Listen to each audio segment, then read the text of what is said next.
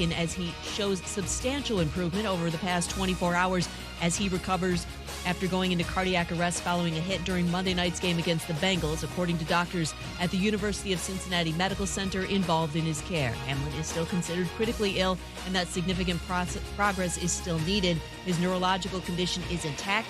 Hamlin unable to speak, but is able to communicate in writing. Dr. Timothy Pritz of the UC Medical Center. We were in the situation where we wanted to allow him to gradually, wake up as the rest of his body was healing. Last night he was able to emerge and follow commands and even ask who had won the game. The Bills today are holding their first full practice of the week as they get ready to host the Patriots on Sunday. Texas has fired men's basketball coach Chris Beard as he faces a felony domestic violence charge stemming from a December 12th incident involving his fiancée. Do you own or rent your home? Sure you do. Fortunately, Geico makes it easy to bundle your home and car insurance. It's a good thing, too, because having a home is hard work. Go to geico.com, get a quote, and see how much you could save. Geico.com. Easy. Matt Moscona. I'm very important. After further review. Say it one more time. After further review with Matt Moscona. And here we go. ESPN Baton Rouge, New Orleans, Alexandria. Live from the Mercedes-Benz of Baton Rouge studios. That's right.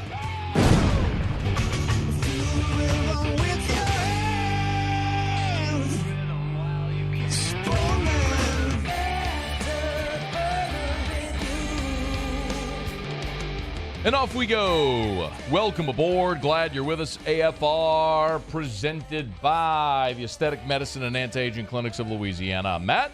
You're a loser, Matt! Paul O'Neill. They're chanting Paul O'Neill's name.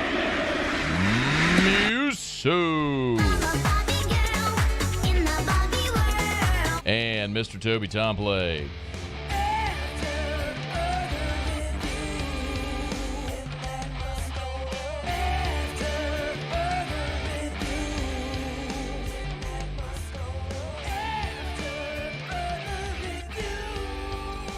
All right, we're here. Glad you are as well. Get out there and make it a good one. Andrew Lopez next hour. Mike Triplett, hour 3. Paul Nolan, freewinners.net will be here in 90 minutes. Give us some best bets for the week. A ton to get to as we head into Week 18 of the NFL. If you were listening to SportsCenter there at the top of the hour, great news on Demar Hamlin. He is waking up, responsive, and that is just phenomenal. It's just awesome. Probably the best news that any of us we'll hear today. So we'll give you more of that as we hear some of the updates as we move along throughout the day today. So I want to start with LSU. Yesterday, disappointing news about Demario Tolan jumping into the portal. The good news was Jay Bramblett coming back. Now, one of the things that we're going to follow here, certainly over the next week as the transfer portal window remains open, is the comings and goings, right? Because LSU is still going to be looking to add players where relevant, and Brian Kelly has acknowledged as such. So the questions are where? What positions might they be looking at? And then what players at LSU might still be looking to jump into the portal?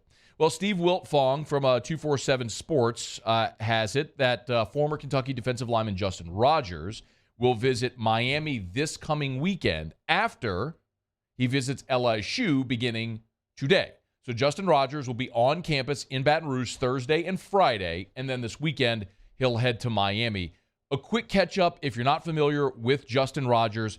When Justin Rogers committed to Kentucky and signed with Kentucky in the 2020 class, he was the 4th highest-ranked prospect ever to sign with Kentucky football. From Michigan, 6'3", 322 is where they have him listed on the official Kentucky roster. As a prospect back in the class of 2020, he was a 4-star, the number 76 overall prospect in the country, the 11th best defensive tackle, the best player in the state of Michigan. That was on 247. In the composite, so the top sources, recruiting services altogether averaged, he was the 52nd best player in the country, any position, the 7th best defensive tackle, best player in Michigan, signed with Kentucky. played sparingly in 2020. It was the COVID year, of course, his true freshman season. And then in 2021, played in every game, part of the rotation. And then this year, 2022, he really blew up. And when you look at him as a 6'3", 322-pound defensive lineman, he is the push the pocket, blow up the launch pad, enormous guy on the interior of the defense, right? That's the role Justin Rogers played at Kentucky and would presumably play wherever he goes. Now, LSU is going to have a really tough recruiting battle. The good news is you got the guy on campus. Okay, he's here literally. I mean, it's 3:05 Central Time on Thursday as we do this. He's here. Like, he's in Baton Rouge on campus. That's phenomenal news. You got him here. You got the first visit. But Georgia is in the mix. Colorado's in the mix. And, you know, Coach Prime, you cannot underestimate Deion Sanders. Miami, which we know he's visiting this weekend. You got John Ruiz, the billionaire businessman who's funding all the NIL opportunities there at Miami. Of course, Oregon, Louisville. There's a lot of teams that are going to be in the mix for Justin Rogers. So this isn't one of those things where you go, oh, you got him on campus. He's coming to LSU. The other thing that I'll tell you is I think, unlike at linebacker, where LSU is in desperate need of bodies, they knew defensive tackle was a must, and they already attacked it, right?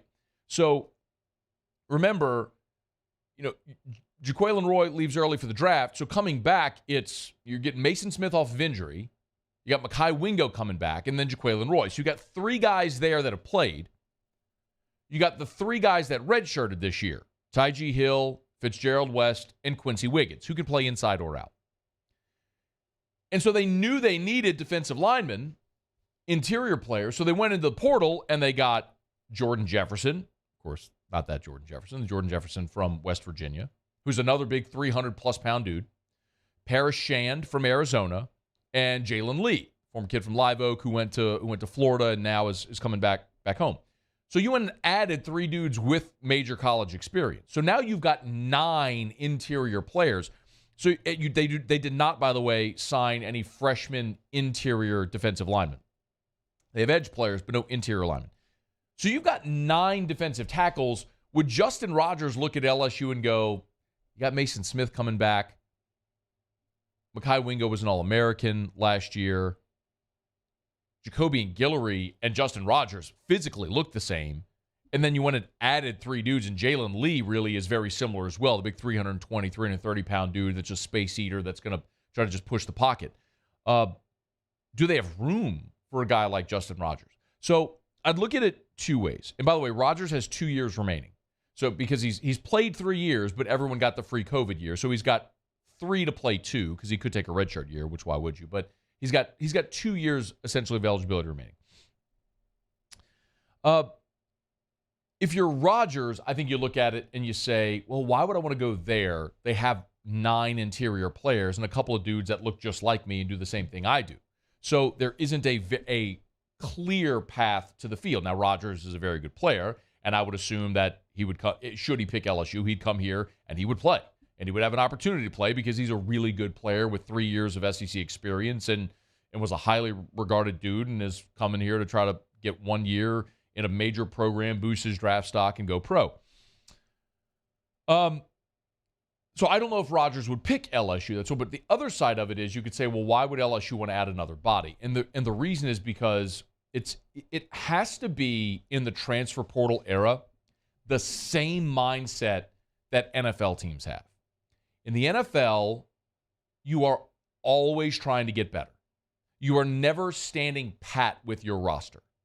You are always, if there are free agents, if there are players that got cut, you always bring them in to work them out because you never know if that guy could be better than the guy you have, and you are always pushing the guys on your roster to continue to be better, or someone's coming to take their job. That is a constant state of mind in the NFL with managing a roster. And so too is it now in college football because of the portal. Because you don't have to be super selective with the guys you bring in because you don't have to have them sit a year and then be ready to play. That's one. And two, also, there's no more hard cap. When you had a hard cap of 25, you had to be very selective with the guys you took because you could only take 25. Well, now you can take as many as you want. So the mentality is always, does that guy make me better? So if you're Brian Kelly, if you're Jamar Cain, if you're Matt House, and you're looking at this and you go, okay, we got 9 interior players. And if you look at it, man, Mason Smith is a gigantic dude, and he's going to be starting. And Mekhi Wingo is an All-American. You assume he's going to be starting as well. But if you look at Jacoby and Guillory or Jalen Lee or Justin Rogers, and you go, okay, which of those 3 is the best prospect, physically the best, the most experienced? Well, of those 3, Justin Rogers is the answer. So, I mean, look, Guillory has been at LSU. Jalen Lee's been at Florida. Both guys have played. They've been part of rotations. All physically, they're very similar. But Rogers is the guy with the biggest upside, who's the highest-ranked recruit, who's played the most. And it's like that guy, presumably, makes you better at that position. So you absolutely take him because with the portal, the immediate eligibility, and with the elimination of the 25 hard cap, there's no risk. Like there's no risk to you whatsoever for taking a guy like that. And if one of the other guys beats him out, great. And if he wins the job, then you made your team better. So it makes a ton of sense for LSU to go after Justin Rogers. The question is Rogers going to find a spot where there's a clearer path to the field than at LSU where, 3 weeks ago, you were paper thin at defensive tackle. And now all of a sudden, you've got a lot of bodies. Sifting through that to find your rotation is really the onus on this coaching staff right now. And we'll see if Justin Rogers will be a part of it. So again, Justin Rogers, one of the highest ranked recruits ever to sign at the University of Kentucky, is in the portal visiting LSU today, Thursday and Friday, before he heads down to Miami and then checks off some other visits as well. So we'll keep you posted. All right, it's After Further Review. Glad you're aboard with us here. You know you can always email us, Matt@1045ESPN.com. You can tweet us at Matt Moscona. You can jump in the Bayou YouTube chat and the Watch 1045 ESPN YouTube channel. Or you can text us in the 225-396-4400, 396-4400, 396-4400. We're brought to you by Hudco Roofing and HudcoRoofing.com. Tell you every day. Do business with someone you know. I was talking earlier today with Terrio and Richard Tilley, partners over in Hudco. The last 2 days, phones have been blowing up. Web submissions for inspections. And what we're hearing so much is water in the house. We had that torrential rain a couple of days ago. And I say it often, but when it rains is when people realize they got roof damage. And listen, we can come fix that leak, of course. We tell you all the time, roof repairs or roof replacements. But most importantly, look, if you got a leak and you're getting water in your house, you're seeing water spots on the ceiling or down the wall, I mean, it's terrible reality, but it's reality for a lot of people. Of course we can come fix the leak. But we'll do the full roof inspection as well, because if you've got a problem in that spot, chances are you've got problems in other spots on the roof as well. So let us come do that free, no-obligation roofing inspection. Tell you all the time, when you call, you're going to talk to a human. You're not getting an answering service. In the 225, it's 364-1007, 364-1007, 364-1007. There's a Bossier office as well, so north of Alec, call the Bossier office. Anywhere in southern Louisiana, call the Baton Rouge office. We service the entire state of Louisiana. Or if you'd rather, just go to the website. It'll take you 30 seconds to fill out the submission form right there on the homepage.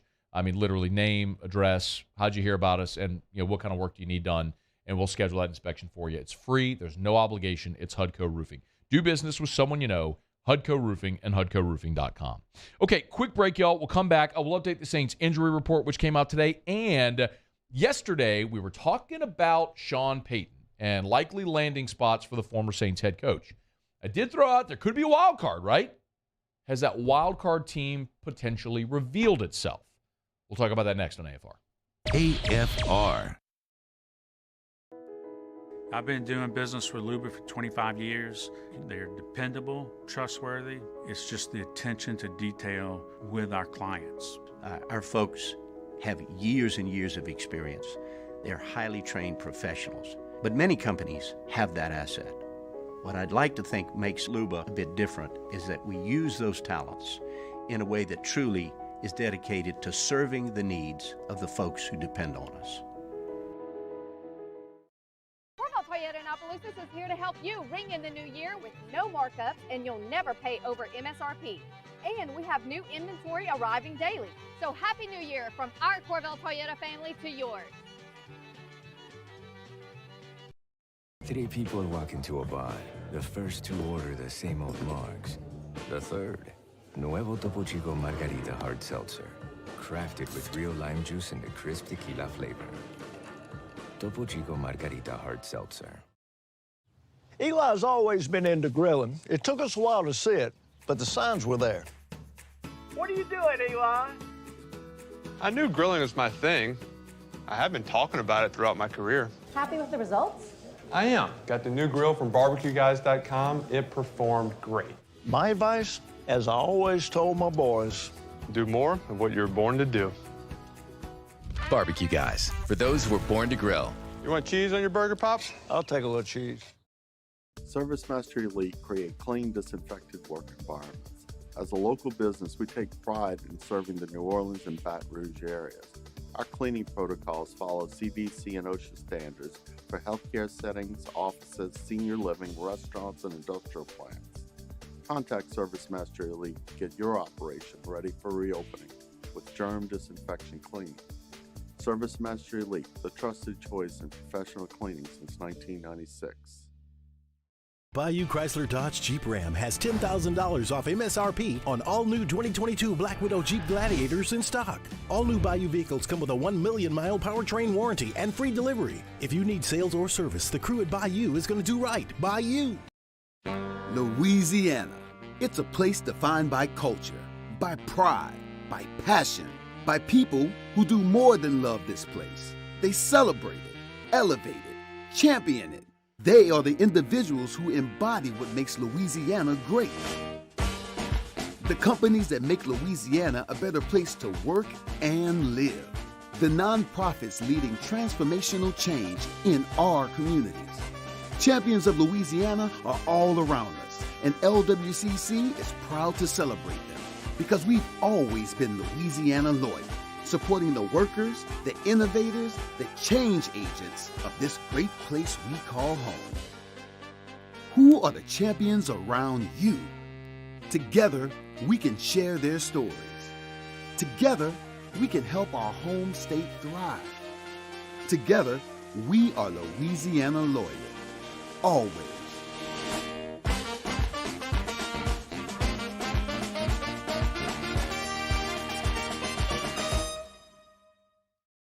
Gulf Coast Bank and Trust is giving our customers the power to bank anywhere, anytime during this challenging event. And we're right there with you. Our mobile banking app is a smart way to manage your money and time. Gulf Coast Bank and Trust, the bank that cares about you.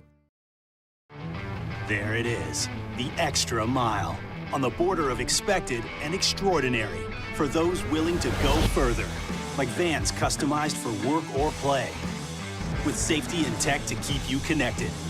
Supported by a 5-star.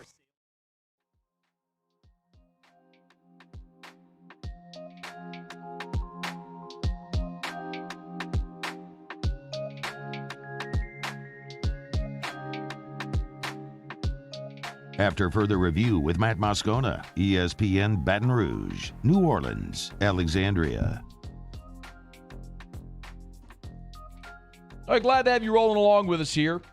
Saints are going to play the Panthers on Sunday in the Dome. It'll be the finale for the 2022 season, maiden voyage under Dennis Allen. See if the Saints can get to 8-9. Could it also be the final time Steve Wilks is on the sideline as the interim head coach of the Carolina Panthers? Well, it will certainly be the last time he's the interim head coach, but will it be the last time he's on the sideline as the head coach? Will he become permanent? Will they drop the interim label, or will he be done in Carolina? Sam Darnold, who, of course, is going to start at quarterback for Carolina. Of course, when the Saints lost in Carolina, they were facing Baker Mayfield. Now they'll face Sam Darnold, who talked about the interim head coach there, Steve Wilks, and how he's turned things around. Coach Wilks has, since he's been in charge, has, I thought, done a great job. Obviously, we got one more to go, and I think we're all focused on that. But I mean, he's done a great job so far this year for us, and he just means a lot to a lot of the guys in the locker room. So the way he handled the Eddie situation, the way he handled the quarterback situation throughout, having Baker and then PJ and then me. he's upfront and honest about everything, and that's all you can really ask for from a head coach. So Wilks, look, it's interesting what's going to happen in Carolina. We'll obviously follow that because Carolina's in the Saints division. So whatever they do directly impacts New Orleans because you got to face that team twice a year, and you're battling them in your own division. Of course, you'd rather Carolina continue to stink and not figure out their quarterback situation.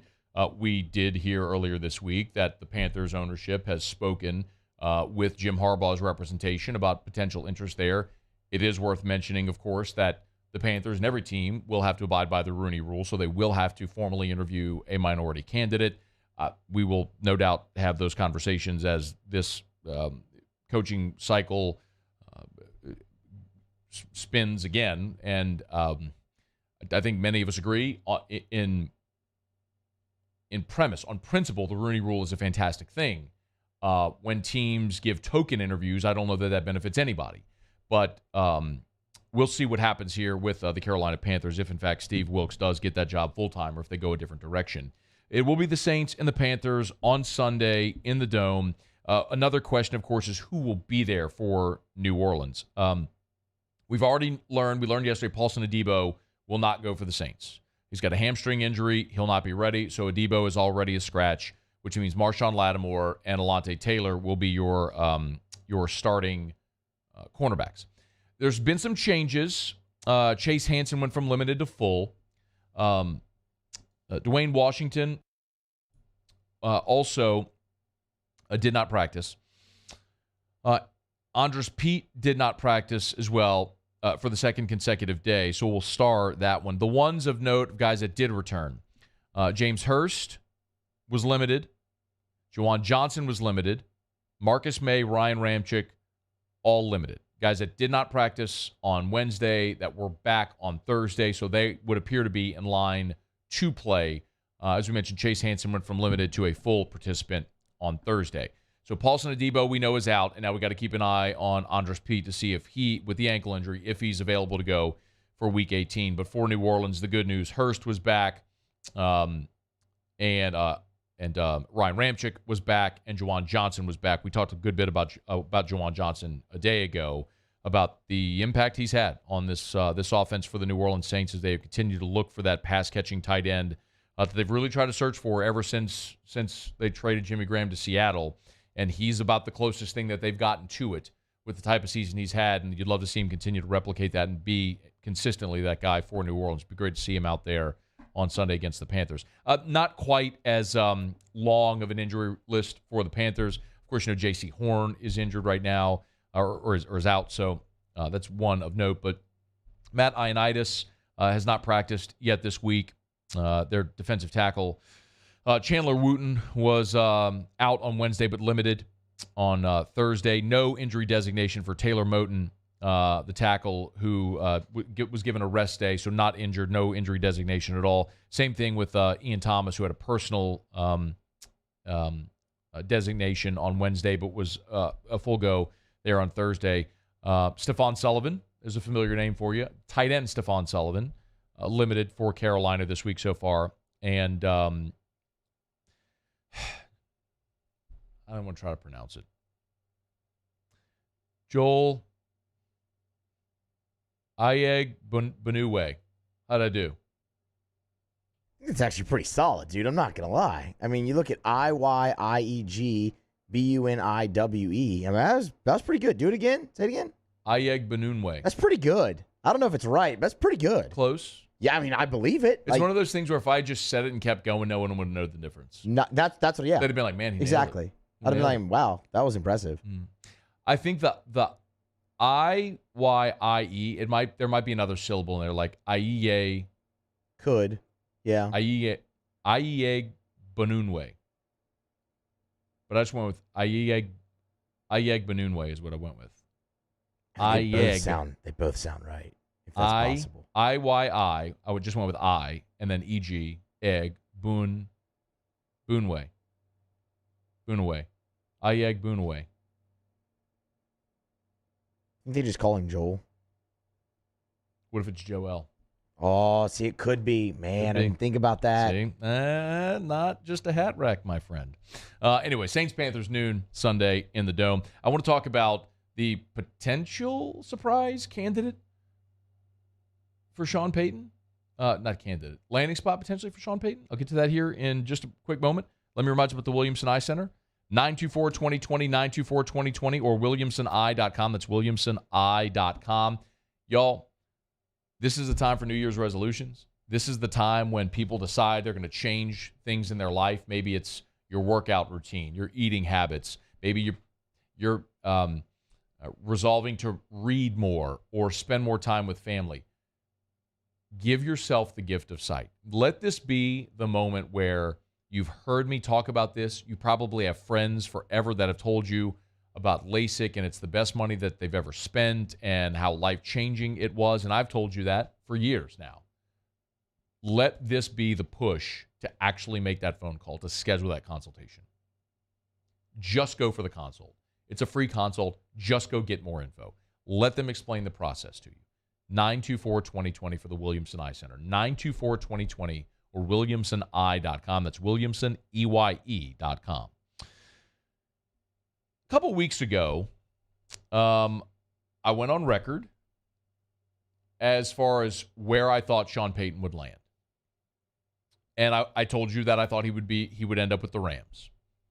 And the reason was the week that the Rams were eliminated from postseason, Sean McVay talked in his post-game press conference about how humbling a year it was, winning the Super Bowl, then missing the postseason, and all that stuff.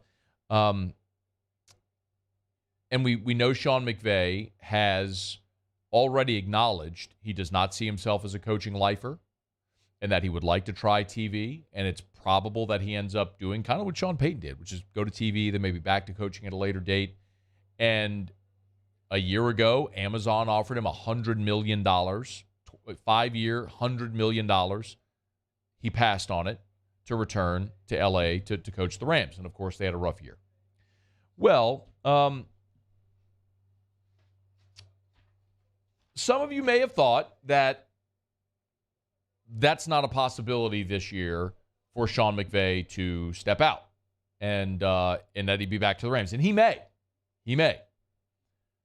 But Sean McVay is going to have options. There was a report from Front Office Sports. This is Michael McCarthy at Front Office Sports, who is reporting that NFL broadcast partners are, quote, eyeing McVay as a potential game or studio analyst for 2023. The very rich people who run these networks are apparently not taking no for an answer a year ago from Sean McVay. Now, the more complicated part of this is if Sean McVay were going to leave, the most lucrative job would be as the color analyst, the lead color analyst. Troy Aikman on Monday Night Football. Tony Romo on CBS. Kirk Herbstreit on Amazon's coverage. Chris Collinsworth on Sunday Night Football. The only one that doesn't have a marquee name right now is Fox. Of course, when Buck and Aikman left for ESPN, they inserted the duo that has Greg Olsen. Now, remember, Tom Brady has already been hired for that role. So when Tom Brady retires, he gets that job. But I don't know that any of us think Tom Brady's retiring after this season. He'll probably be back next year at 46 years old to play somewhere. But eventually, that's Tom Brady's job. Does Sean McVay leave the sideline for a studio analyst job? Probably not. I mean, that's kind of what what Drew Brees did with NBC. He was a studio analyst. And then, of course, he called Notre Dame football. And it doesn't quite have the pizzazz, the juice, or the salary that being a booth analyst for a game does. So it's worth keeping an eye on. Sean McVay does have a lucrative contract with the Rams. He's a young man, obviously, who's been to 2 Super Bowls now. He's won one of them.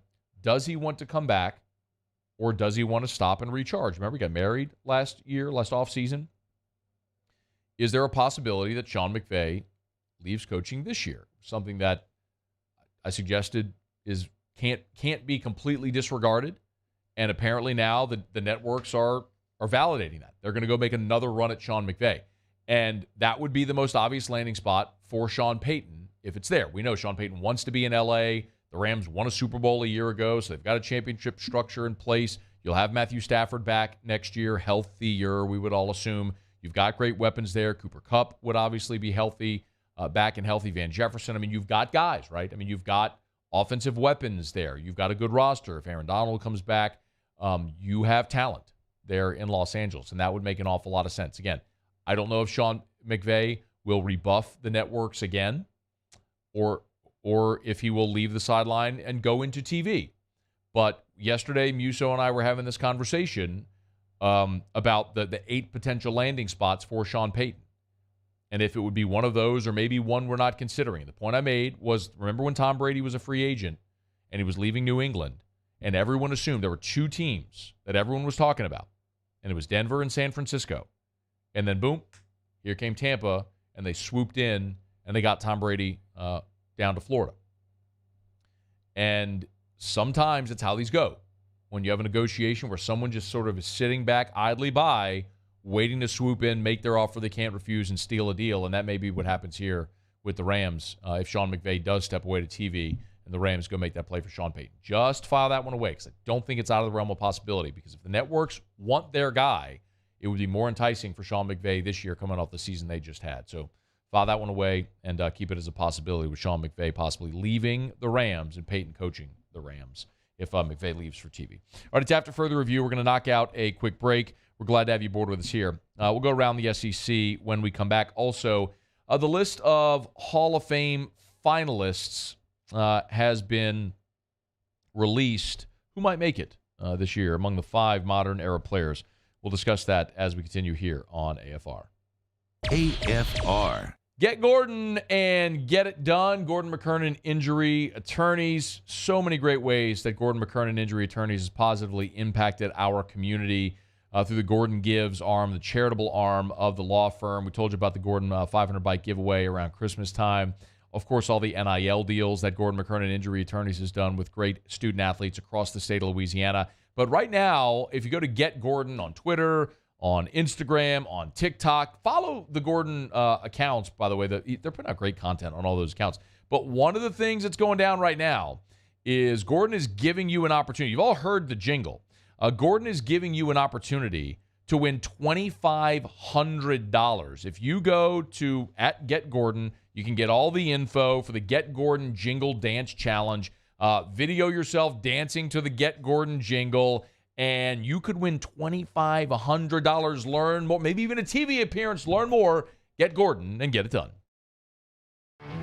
There it is, the extra mile, on the border of expected and extraordinary, for those willing to go further, like vans customized for work or play, with safety and tech to keep you connected, supported by a 5-star sales, service, and finance team, and backed by the 1-star you know. So go the extra mile. It's never crowded, because so few have what it takes to go there. Mercedes-Benz Vans. I've been doing business with Luba for 25 years. They're dependable, trustworthy. It's just the attention to detail with our clients. Our folks have years and years of experience. They're highly trained professionals. But many companies have that asset. What I'd like to think makes Luba a bit different is that we use those talents in a way that truly is dedicated to serving the needs of the folks who depend on us. Time doesn't stop, and the world keeps spinning. Community, culture, and communications, the powerful circle that connects us together. We're creating the next evolution, a network built for every possibility, moving faster than ever before, streaming us forward into the future. And the revolution is closer than you think. RTC, ETEL, and Vision are now Rev. New name, same company.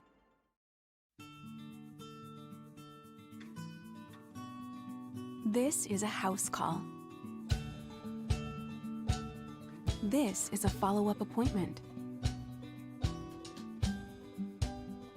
This is a diabetes checkup. This isn't just more convenient care, it's more advanced care. This is innovating healthcare at Louisiana's #1 hospital, Ochsner. ServiceMaster Elite create clean, disinfected work environments. As a local business, we take pride in serving the New Orleans and Baton Rouge areas. Our cleaning protocols follow CDC and OSHA standards for healthcare settings, offices, senior living, restaurants, and industrial plants. Contact ServiceMaster Elite to get your operation ready for reopening with germ disinfection cleaning. ServiceMaster Elite, the trusted choice in professional cleaning since 1996. Eli's always been into grilling. It took us a while to see it, but the signs were there. What are you doing, Eli? I knew grilling was my thing. I have been talking about it throughout my career. Happy with the results? I am. Got the new grill from barbecueguys.com. It performed great. My advice, as I always told my boys, do more of what you're born to do. Barbecue Guys. For those.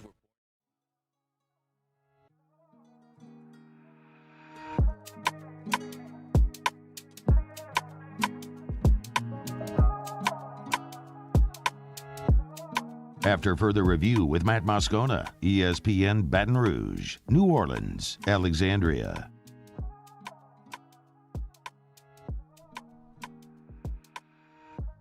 There's 3 first-time eligible players for the Pro Football Hall of Fame that have been named finalists. Offensive tackle Joe Thomas, cornerback Darrelle Revis, and defensive end Dwight Freeney, all finalists in their first year of eligibility.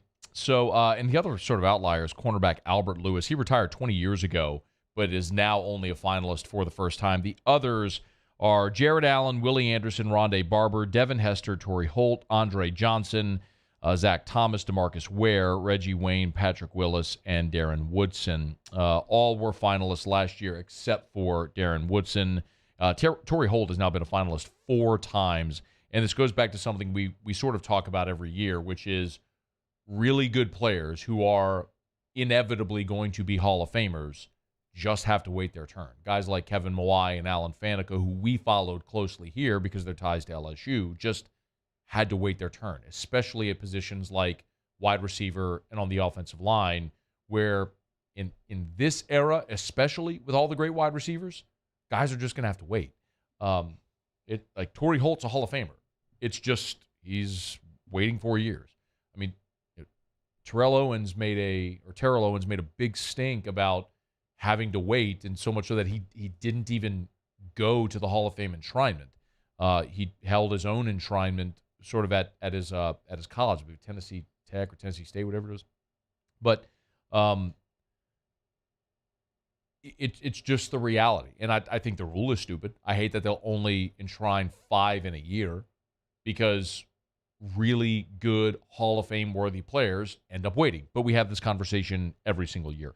I'll be curious. I mean, you have a long list of worthy players there, and Joe Thomas, Darrelle Revis, Dwight Freeney, will they all get in here on the first ballot? I don't know. I mean, Joe Thomas was a 10-time Pro Bowler. He was 6-time first-team All-Pro. That is very comparable to the resume that Alan Faneca had and Kevin Mawai had. So is Joe Thomas going to be a first ballot Hall of Famer? I don't know. We'll see. But we'll get the final list, the enshrinement list, on February 9th during the NFL Honor Show the day before the Super Bowl, or 3 days before the Super Bowl. But the very cool thing, as we all know, is the knock, which when all the finalists are at a hotel, and the president of the Pro Football Hall of Fame will, who I think is David Butler is his name, but I think he retired. Can you look that up for me, please, real quick? I think who's the large gentleman with black hair who always does the knock. I think he retired as the president of the Hall of Fame. So I'm not sure who would be doing that now or moving forward. But you see it? He did retire. Okay. I'm not seeing it. Excuse me. October 16th, 2021. So yeah, so this was his last year. Jim Porter is the new president. Jim Porter? Jim Porter. Okay, so but you agree, like the knock videos are really fantastic. I mean, the guys are in their hotel room and they're waiting, and then they have the cameras roll, and when they tell them they're a Hall of Famer, the emotion is raw and real, and the reaction is awesome, and that's one of the great things to look forward to. I do think it's a little cruel, though, that all the finalists have to go to the hotel, because you're just sitting there waiting, and then if you don't if you don't get the knock. I mean, I remember talking about this with Mawai because he had to do it like 5 times. I mean, it's just, that would be agonizing. Yeah. I mean, after a while, you're like, do I really have to go back? Kind of. Even for the honor that is the Pro Football Hall of Fame, that thought, just human nature, has to creep in your mind. Like, am I going back for year 5 and still there's not going to be a knock at the friggin' door? I mean, does it make it more meaningful when it does come? Probably. It's probably twofold. I don't know, man. I'd be like, am I going back here just to get my heart broken again? Like, can you just tell me? Like, can you please just tell me that? Can I just stay at my house and you fly here and tell me? I actually think that would make it more special. Just at your house? Yes, if you're just at your house randomly on a Sunday evening if you didn't or whatever, know it was coming. You had no idea. You're just watching Netflix or something, and there's a knock at your door. And it's Jim Porter now. Yeah. That would be awesome. I agree. If your family coordinated with them to know when you'd be home. Yes. And they did it that way. I'm with you. I agree. Okay. We got to go around the SEC, right? Yeah, let's do that. Let's do around the SEC. Around the SEC, presented by Gulf Coast Office Products, excellence in imaging solutions. The Tennessee Volunteers. All right, the Vols have a new offensive coordinator. They've promoted quarterback coach Joey Hazel to OC. It might be Halsey or Halsley. Halzle. I might be mispronouncing it. Anyway, he's been with Josh Heupel for 15 years, one of his closest confidants. He's been with him in some form since 2009. Heupel told Chris Lowe that he'll continue calling plays next season, but eventually they'll grow Halsell into that role. The Mississippi State Bulldogs. State running back Dylan Johnson has a new home. He's headed up to Seattle to play for the Washington Huskies. So from the Bulldogs to the Huskies, keeping it in the K9 family. Johnson ran for 1,200 yards and 11 touchdowns in 3 seasons at State, just under 5 yards and 3 scores this year. He did not play in the ReliaQuest Bowl. Texas A&M! The Aggies beat Florida in basketball yesterday in Gainesville, 66-63. That's only part of the story. A&M trailed before the opening tip. Shortly after leaving the court for the final warm-ups, they realized the managers had left the game jerseys at the team hotel. So the officials hit them with a delay game penalty because the managers had to go back to the hotel to get the jerseys. So Florida guard Will Reichert made the free throw. So it would have been, it was a 1-0 lead before the opening tip. Aggies won for the first time, by the way, in 6 trips to Gainesville. Gave Buzz Williams victory number 500 in his career as head coach. Also around the conference in basketball, Georgia upset Auburn in Athens, 76-64. Auburn's Broom led the way with 22 and 12. We mentioned A&M beat Florida 66-63. And Arkansas gets their first conference win, besting Missouri 74-68. That game was at Bud Walton Arena. Of course, Missouri opened up conference play with a win against Kentucky, but they lose there on the road in Fayetteville. SEC is a meat grinder, y'all. All right, there you have it. That is Around the SEC, presented by Gulf Coast Office Products. Shout out to our guy Trey Beal and our friends at Gulf Coast Office Products, online at gcopnet.com. gcopnet.com for Gulf Coast Office Products. Face-to-face sales service after the sale. That's what you always get at Gulf Coast Office Products, official office equipment provider of the LSU Tigers, the New Orleans Saints, the New Orleans Pelicans, and the ULL Raging Cajuns. All right, y'all, let me knock out our final break of hour number 1. Of course, if you've been keeping up with the updates, there is positive news. Actually, I'm looking at NFL Live here in studio as we are live, and Josh Allen is at the podium right now, and along with Sean McDermott, and they're talking about giving an update on Demar Hamlin, and the updates are positive, which is very good. I understand that the football conversation surrounding this is completely ancillary, as we've said. But the closer we get to the weekend, there is a football conversation to be had, and what the NFL is going to do in not making up this game. So how do they handle that, and what does that mean for standings, playoff possibilities, etc.?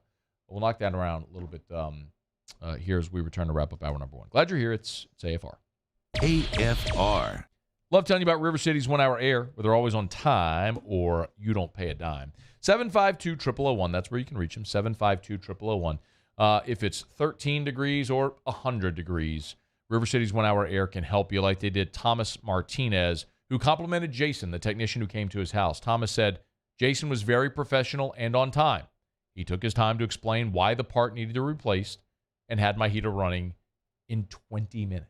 Y'all, it's River City's 1 Hour Air. They've got parts warehoused here so they can get to you on time, ready to roll. I say it every day. Nights, holidays, weekends, it doesn't matter. They will always come out to you, and they'll never charge you extra to come out after hours. That's River City's 1 Hour Air. Look for the big yellow trucks and vans with the giant clock on the side, and call the company that serviced the greater Baton Rouge area for more than 40 years. It's River City's 1 Hour Air. 752-0001, where they're always on time or you don't pay a dime.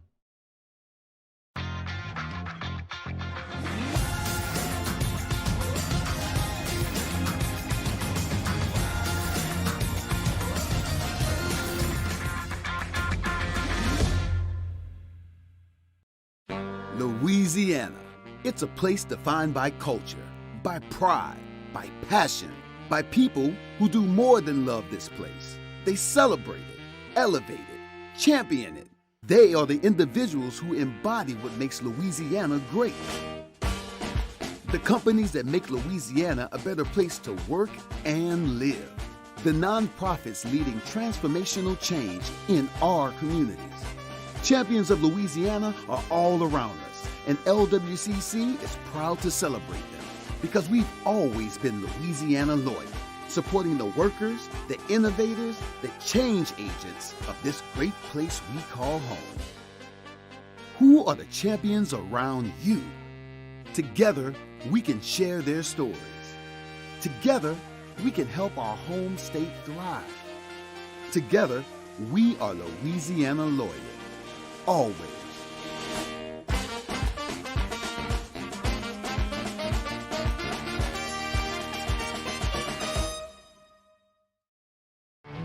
There it is, the extra mile, on the border of expected and extraordinary, for those willing to go further, like vans customized for work or play, with safety and tech to keep you connected, supported by a 5-star sales, service, and finance team, and backed by the 1-star you know.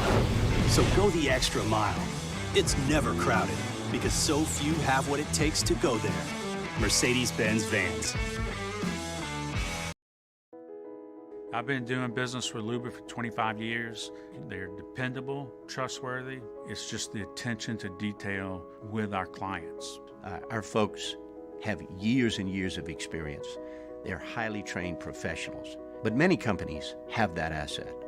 What I'd like to think makes Luba a bit different is that we use those talents in a way that truly is dedicated to serving the needs of the folks who depend on us. Time doesn't stop, and the world keeps spinning. Community, culture, and communications, the powerful circle that connects us together. We're creating the next evolution, a network built for every possibility, moving faster than ever before, streaming us forward into the future. And the revolution is closer than you think. RTC, ETEL, and Vision are now Rev. New name, same company.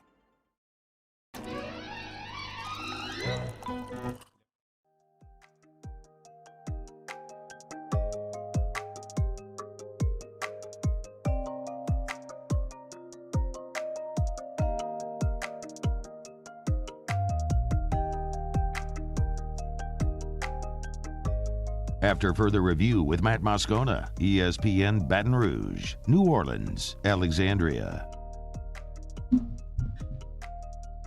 We were talking about NFL, the Pro Football Hall of Fame finalist. Darian sent a text who said it'd be interesting to know who's been a finalist the most times without being elected. Can you imagine? Like, you want to see if you can find that? See if you can find who's been who's been a finalist the most amount of times. And I think there is like a limit, like where you come up on your final year, you can only be eligible so many times. Then at a certain point, it would have to go to the Veterans Committee or something like that. So. Anyway, I don't know if you could find that. If you can, please do. Thank you for being here with us. By the way, if you're watching on YouTube, do us a quick second and please smash that like button. Subscribe up to the Watch 104.5 ESPN YouTube channel if you haven't done so yet. As always, we're available on WBTR in Baton Rouge. It's cable 19, Rev 144, or if you're a cord cutter, it's 36.1 on the antenna. So we appreciate all of you who watch and listen, of course, in Baton Rouge, New Orleans, Alexandria, or on demand, wherever you may be. While we're here, Sean McDermott and Josh Allen are updating Demar Hamlin's status, and apparently he is showing what is being described as substantial improvement. He has been responsive. Doctors have allowed him sort of to wake up, which is phenomenal to see. This man medically died. I mean, his heart stopped beating. He had to be revived. I mean, you all know this by now, which is jarring and terrifying and all the adjectives that you can imagine to use. And Sean McDermott has said, Demar is and remains our number one concern. I can't even imagine, if you're the Buffalo Bills, trying to prepare this week for a football game. And at that, a very meaningful football game, because while, of course, Demar Hamlin remains the number one and primary concern and the only thing that matters, the NFL is going to play games this weekend. And you would presume that the Bills and Patriots are going to play this weekend, Sunday at noon. And, the Bills still have an opportunity at the 1 seed. And the reason, obviously, that is massively relevant in the NFL is because only the top seed gets the bye. And, of course, you'd have home field throughout. As it stands right now on the playoff race, the Buffalo Bills are a half game now behind the Kansas City Chiefs. So the Chiefs are 13-3, and they play at the Raiders this weekend in Las Vegas. So the Chiefs beat the Raiders. They're going to win. They will be the number one seed in the AFC. The Bills are at 12-3, so the Bills would have to win and have the Chiefs lose, which seems kind of like a monumental ask. The Bengals, as best I could tell, do not have a chance to be the 1 seed. Muse, correct me if I'm wrong, or if somebody knows. We did this off air out in the hallway. The Bengals at 11-4, even with a win to 12-4. Even if Kansas City lost and went to 13-4, Kansas City would still have 13 wins. Correct. They'd be 13 wins, so they'd be a half game better. Yes. So as best I could tell here, the Bengals would have needed to beat Buffalo. Yes. They needed that win, and then to have help, they would have had a head-to-head against Kansas City if it came down to that tie. Yes. So as best I could see here, unless if there's something I'm not aware of, Cincinnati can't earn the 1 seed. It's really a matter of if the Chiefs beat the Raiders, they'd be the 1 seed. If the Chiefs lose and the Bills win, then the Bills would be the 1 seed. But how the Bills are even continuing to prepare for this game, I don't know. I will tell you that I believe the NFL's decision to declare this a no contest and not play the game is 100% the right decision. Keeping in mind that until today, Demar Hamlin was not even conscious. So while his condition has improved, he still remains in critical condition. I cannot imagine if I'm that man's friend, family member, a teammate, like how in the world you can even begin to think about preparing to play a football game when there's a man who is literally fighting for his life. There's no way you could have asked those players from Buffalo to go back to Cincinnati on Tuesday or even yesterday. Not until today do you even feel like somewhat encouraged by the news coming out. Like there's just no way. And then I don't know how, while the NFL is considering a lot of scenarios, that you could play that game and alter a postseason schedule when those television dates and those venues are all locked in, because you got to keep in mind, you could say, well, just move everything back a week. That's not possible because the Super Bowl date is locked in. The venue is locked in. You've had hotels and convention centers and all of those things booked literally for years. So that is a complete non-starter to say, well, just move everything back. It literally can't be done. So, no, it's just the reality. You're just going to have two teams that play 16 games instead of 17. And it's the right decision. It's 100% the right decision. And it's probably going to mean that Kansas City will earn the 1 seed. And to be clear, look, I mean, the way Cincinnati started that game the other day, they were on fire. But even had Cincinnati won the game, they still would have needed a Chiefs loss in Las Vegas and a win in Week 18 to get the 1 seed. So if Kansas City wins in Las Vegas this weekend, it's moot anyway. And even having this conversation seems trivial and stupid considering what's going on there with Demar Hamlin. But the most important thing is doctors are saying Demar Hamlin is showing, quote, substantial improvement. And I think we all continue to pray for him and everyone there involved who knows him and praying for a full recovery. Okay, we're going to start hour number 2 with Andrew Lopez talking some Pels next. AFR. Gulf Coast Bank and Trust is giving our customers the power to bank anywhere, anytime during this challenging event. And we're right there with you. Our mobile banking app is a smart way to manage your money and time. Gulf Coast Bank and Trust, the bank that cares about you. Bayou Ford has $10,000 off MSRP on a new 2022 Ford F-150, plus no payments for 90 days and 2.9% APR for 72 months. All new Bayou vehicles come with a 1 million mile powertrain warranty. If you need sales or service, the crew at Bayou Ford is going to do right by you.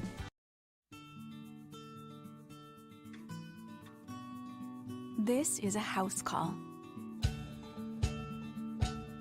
This is a follow-up appointment. This is a diabetes checkup. This isn't just more convenient care, it's more advanced care.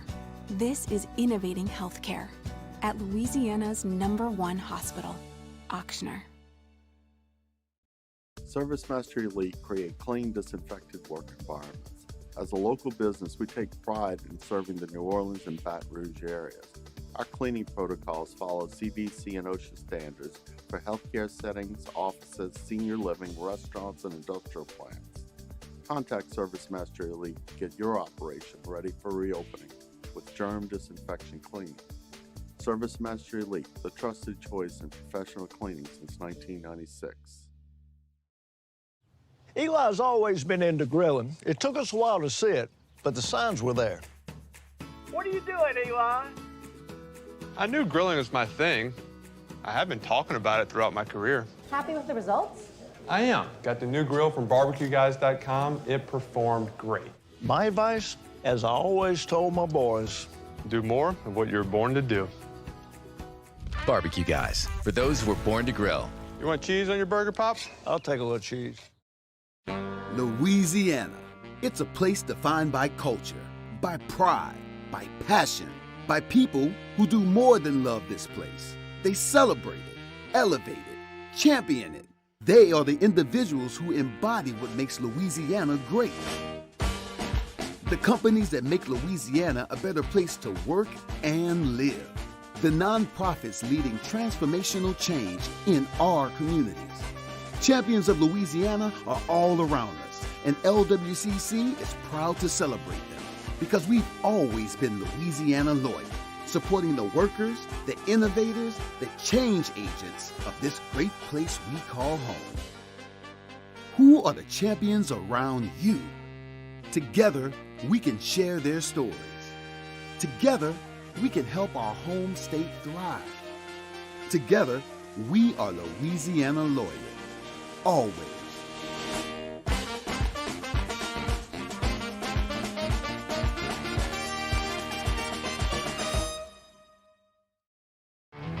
There it is, the extra mile, on the border of expected and extraordinary for those willing to go further, like vans customized for work or play, with safety and tech to keep you connected, supported by a 5-star sales, service, and finance team, and backed by the 1-star you know. So go the extra mile. It's never crowded, because so few have what it takes to go there. Mercedes-Benz Vans. I've been doing business with Luba for 25 years. They're dependable, trustworthy. It's just the attention to detail with our clients. Our folks have years and years of experience. They're highly trained professionals. But many companies have that asset. What I'd like to think makes Luba a bit different is that we use those talents in a way that truly is dedicated to serving the needs of the folks who depend on us.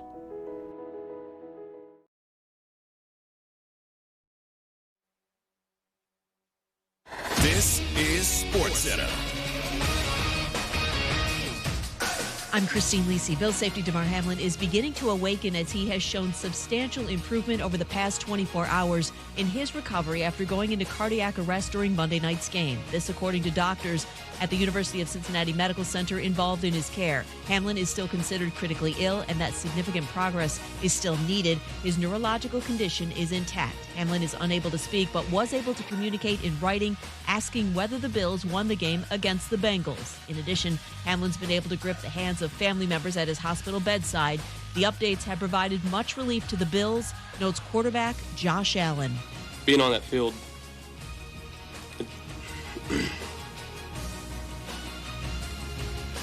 you lose sleep, you hurt for your brother, a lot of shared grief, but to the question before, getting updates and positive updates eases so much of that pain and that tension that you feel. Texas has fired men's basketball coach Chris Beard as he faces a felony domestic violence charge. Coming up Friday, if the Packers missed the playoffs, was this season a failure for Aaron Rodgers? I'll give you my answer on Keyshawn, J. Will, and Max. Friday, 6 a.m. Eastern on ESPN Radio, ESPN2, ESPNU. Matt Moscona. I'm very important. After further review. Say it one more time. After further review with Matt Moscona. And here we go. ESPN Baton Rouge, New Orleans, Alexandria. Live from the Mercedes-Benz of Baton Rouge studios. That's right.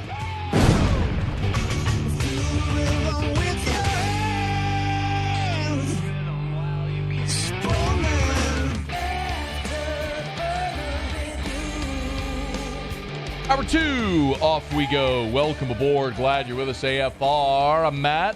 Love you, Matt. Paul O'Neill. They're chanting Paul O'Neill's name. Musso. And Mr. Toby Tomplay.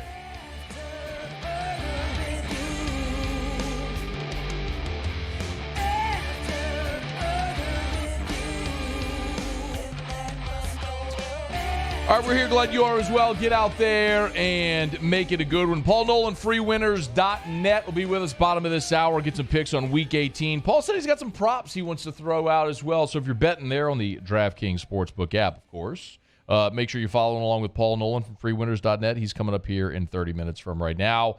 Pels, who continue to be a great value buy and good even without Zion, played last night at home against the Rockets and no trouble whatsoever. They moved to 7-2 on the season without Big Z. Andrew Lopez, ESPN.com, good enough to join us for a couple of minutes now. Happy New Year, dude. How are you? I am good, man. Hope Happy New Year to you guys as well. Thank you, man. We appreciate it. Anything notably look different to you last night without Zion? Not really, but I don't think you're going to get that playing the Houston Rockets, to be quite honest. For about 3.5 quarters, the Houston Rockets looked like the worst team in basketball, and then something happened in the final 6 minutes that made it, I don't know, a game-ish. But I think tomorrow's going to be the test. You got the Brooklyn Nets coming to town. That game was switched to ESPN. Obviously no Z now, but that's kind of the thing that I'm looking forward to. You're in a tough stretch here now. Brooklyn, Dallas, you go to Washington next week, Washington, Boston, Detroit, Cleveland. Tough little road trip. I think you got 5 of, I think it's 7 or 8 actually, on the road. So these are going to be the games that I think you really see what this team's going to be made of without the big fella. Yeah, 5 straight on the road. Some of those are gettable, though, even for a team that struggled on the road that we'll talk about a little bit. So how do they manage the minutes, Andrew, with Zion out for 3 weeks? Right now it's going to be Jackson minutes. I think that part's kind of clear. You're going to get a lot of Jackson Hayes minutes. When Brandon comes back, though, which should be soon-ish, emphasis on the ish. Your ish qualifiers have been on point today. It's you should see. I'm actually looking forward to what this injury report is going to say here in about 20 or 30 minutes about where Brandon is. So don't think he plays tomorrow, but if he is at least doubtful, maybe maybe there's some steps taken forward. Could see him returning in the next week to 10 days if everything goes according to plan this time around for him. Okay. No, go ahead. Sorry. No. But that's when minutes are going to be what really happens, because for right now you have a solid 10 guys that you're going to play without Z. When he's back, though, then you're looking at 11. You played 11 in a couple of games with Z after Herb came back, and I don't know if they're going to stick to that long term. So I think for right now, what happens when Brandon comes back is the biggest kind of question to me. Let me dig a little deeper there on BI. Yeah. What is the update there? So you go back to what happened in about a month ago. So obviously he hasn't played since November 25th when he kicked the back of somebody's toe, officially diagnosed with a bruised toe. You don't typically expect to miss this much time with a bruised toe. If it's a sprained toe, if it's turf toe, if it's any other kind of toe injury, sure. But what kind of happened, I think he was going to probably initially miss 5 to 6 games. And when he was ramping up for, I believe it was the second Phoenix game, suffered a setback. And so basically what that did was kind of reset the entire timeline of, okay, you're going to rest for a week, and then we'll get back to slowly kind of ramping you up. We've seen him kind of get back to the slowly ramping you up stage right now. So he should be coming back soon if all goes according to plan. Now, again, things have not always gone according to the plan with this team and injuries in the past, but we'll see what happens again when this injury report comes out, if anything changes. All right. Andrew Lopez is with us, of course, ESPN.com. He's on Twitter @Andrew_Lopez. They are about to. Well, they'll play. Well, let's start with Brooklyn. They're going to play Brooklyn. I want to talk about the road trip coming up in a second, but give me a thumbnail on this Brooklyn game, a team that has completely turned around their season and looks like one of the best teams in the NBA. And it's what's crazy is it all kind of starts with you go back to them firing Steve Nash, and Jacques Vaughn has really been a boost for them. And this is the Jacques Vaughn who kind of waited his time in Brooklyn. Within the mix, when Steve Nash got the job, decided to stay, started looking for other head coaching jobs, was very much in the mix in New Orleans after they fired Stan Van Gundy, and then was also thinking the Washington mix, took himself out of those runnings. Obviously, the Pels get Willie Green out of that, so I don't think anybody's complaining right now. But waited his time, Steve Nash gets fired, they turn to him and they run off, this great streak. I know they lost the other night, but the fact that they are kind of doing this in the midst of the turmoil, in the midst of Ben not really wanting to go to the rim, in the midst of Kyrie doing Kyrie things, I think it kind of, one, speaks to how great Kyrie and KD are as players. And then two, kind of how sometimes, you need a new voice after some time, which, I don't know, that could be applied to any team across the landscape of sports that maybe wears black and gold. But I don't know. That's not my area of expertise. You are on point today, man. You better be on your toes today with our ish guy here. That was Saints ish. Was that reference there? I mean, it might have been. I don't know. I mean, I'm just throwing things out there. I don't know. Random team colors. I don't know. Ish. The Pels opened the season against Brooklyn and blew them out. Is the only real difference, well, obviously there isn't going to be any Zion and no BI, but with Brooklyn, is the only real difference just that there's no Steve Nash? For them, it seems like it right now. They have really been playing at a different level. The defense is playing at a different level. KD's hitting shots like crazy. They seemed a little, disjointed in that first game. And I think it was just I think in that game for sure was you had a big fella who was trying to send a message, a hey, I'm back message. So obviously missing him and Brandon is going to be tough, but, we'll see. And it is a different environment. You do get him at home at least instead of having to try this one back in Brooklyn again. A couple more for you. Mention the road streak that's coming. Okay, so the Pels are going to play Friday night, tomorrow night, at home against Brooklyn. Yeah. Then it's 5 straight on the road. It's Dallas, Washington, Boston, Detroit, and Cleveland. Home against Miami, and then Orlando, Miami on the road. So 7 of 8 on the road. The Pels are 7-10 on the road this year. Why do they stink away from home? You know what? It's obviously you're always going to be typically you're going to be better at home, and they've been great at home, but they've not had the easiest road schedule. I think we were looking at it the other day. Your wins are Brooklyn, Charlotte. You took a Clippers game. Obviously, you lose to the Lakers on a fluke play at the end. You lose to Atlanta in overtime in a game you should have won. Chicago, you was a win. You beat the teams you're supposed to beat, but you had a rough schedule as of late. I think they've won 1 road game since Thanksgiving, and that was San Antonio at the start of the month. But you had a back-to-back at Utah. You had a tough Phoenix game. Oh, you won OKC, beat OKC. On a back-to-back, but then you lose to Memphis, Philadelphia. So you've just played really good teams at home. This next stretch, obviously Dallas is going to be tough, especially with you coming off a back-to-back, but Washington, Detroit, Cleveland's kind of up in the air right now. If you depending on who's going to play for them. Orlando, where Miami is going to be at with resting guys. So if on this stretch where you're taking 7, if you can go 4-3, I think you feel pretty good about yourself because by that time you should be getting near the reevaluation time for Z. And by that time, by the end of this, Brandon, I would hope Brandon would be back no matter what. Willie Green named Western Conference Coach of the Month. Why has he been so good? He learns from his mistakes. And it's kind of funny that he was named Western Conference Coach of the Month a year, like in the exact year after they were 3-16. I mean, so much has changed for the team over the course of the year. And the guys believe in him, and they've always believed in him. And they've never stopped. They've never wavered. They believe in his message. He's very particular about when he sends his messages. He's a very mild-mannered guy. I think Brandon joked about it on CJ's podcast a couple of months ago. I've never played for a coach who doesn't curse at all. It's a lot of frickin'. You know what I mean? Like Phillip Rivers. Gosh, golly dang, darn it!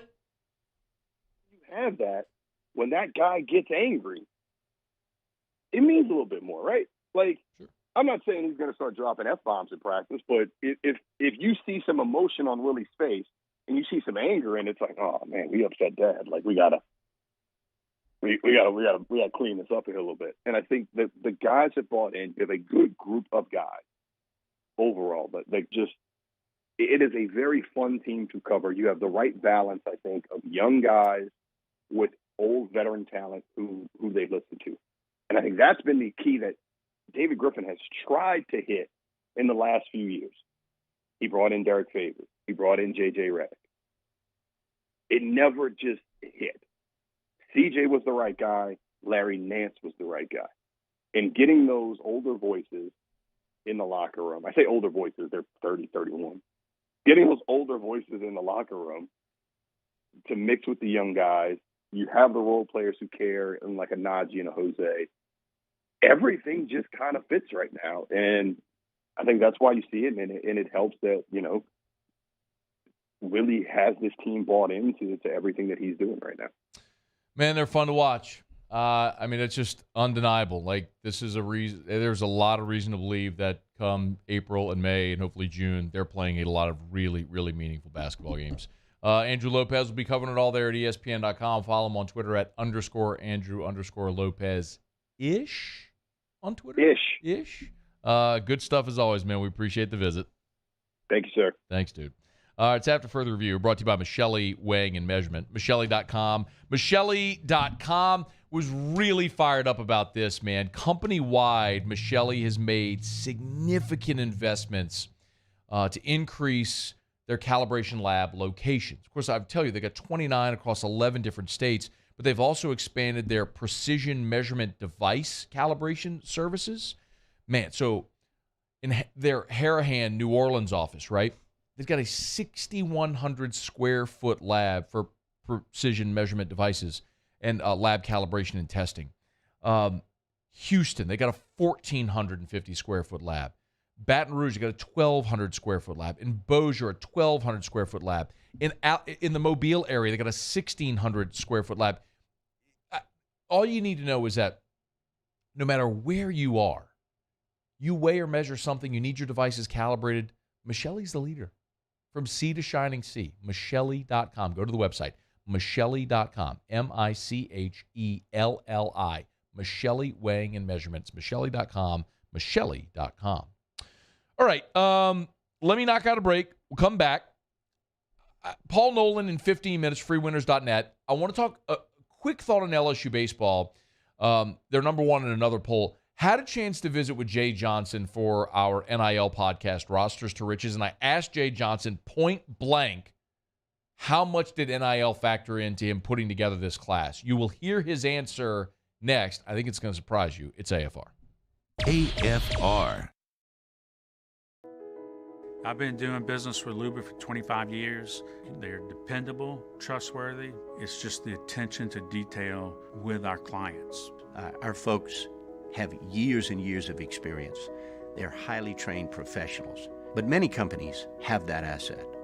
What I'd like to think makes Luba a bit different is that we use those talents in a way that truly is dedicated to serving the needs of the folks who depend on us. There it is, the extra mile, on the border of expected and extraordinary, for those willing to go further, like vans customized for work or play, with safety and tech to keep you connected, supported by a 5-star sales, service, and finance team, and backed by the 1-star you know. So go the extra mile. It's never crowded, because so few have what it takes to go there. Mercedes-Benz Vans. Time doesn't stop, and the world keeps spinning. Community, culture, and communications, the powerful circle that connects us together. We're creating the next evolution, a network built for every possibility, moving faster than ever before, streaming us forward into the future. And the revolution is closer than you think. RTC, ETEL, and Vision are now Rev. New name, same company.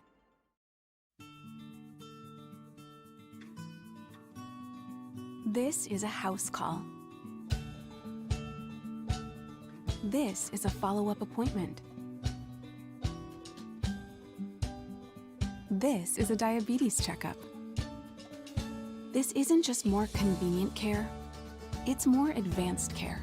This is innovating healthcare at Louisiana's #1 hospital, Ochsner. ServiceMaster Elite create clean, disinfected work environments. As a local business, we take pride in serving the New Orleans and Baton Rouge areas.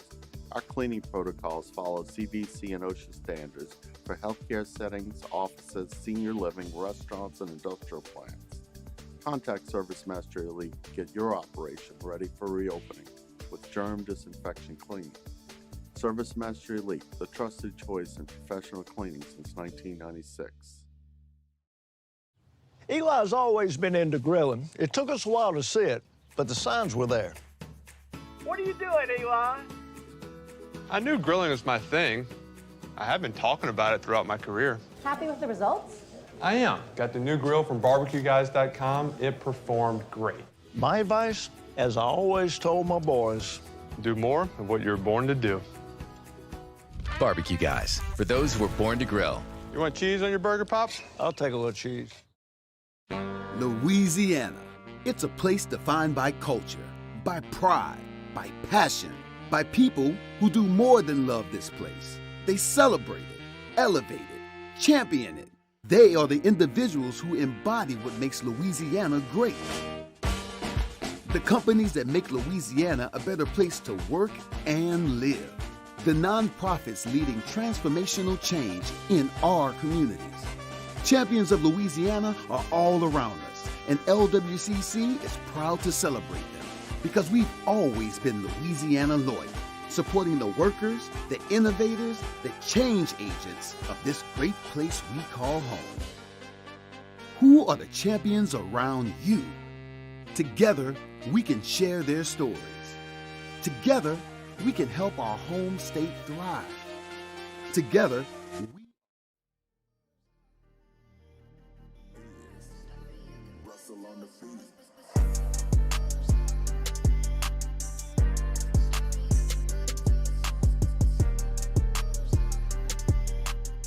After further review with Matt Moscona, ESPN Baton Rouge, New Orleans, Alexandria.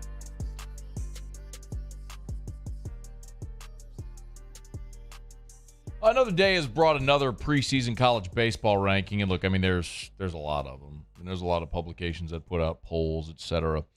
I'm sure this is Perfect Game has put out their preseason top 25, and your Fighting Tigers of LSU are number one in the preseason top 25 for Perfect Game. So that's another accolade of a growing number of accolades for this LSU baseball team. The preseason player of the year they have is Dylan Cruz from LSU, who is very likely to be the first collegiate prospect taken in this summer's draft, and is just a phenomenal player and everything we already know. So the accolades are going to come in individually and for this team. Yesterday, if you were here, we also looked at a D1 Baseball ranked the transfer additions, the top 100 transfer additions in college baseball. And of the top 100 impact transfers, 4 of them were from LSU, all 4 in the top 29 and 3 in the top 7. They ranked Tommy White as the number 1 transfer in college baseball. Paul Skeens number 2. So 1 and 2. I'm just going to laugh when I say it again. The top 2 transfers in the country are both playing at LSU. The 7th best transfer in the country, Thatcher Hurd, also at LSU, coming in from from UCLA, excuse me. And then Christian Little, 29th. A paltry 29th best in the country. A guy who probably won't even be part of the rotation, but is pretty dynamic arm talent. Before Christmas, I recorded a podcast with Jay Johnson. So if you're not familiar, I co-host with Jonathan Pixley from Matchpoint, an NIL podcast called Rosters to Riches. Shout out, subscribe up on your favorite podcast app. We've really enjoyed it. We talk to athletes, brands, collectives. It's been enlightening to go through that process. Talk to coaches.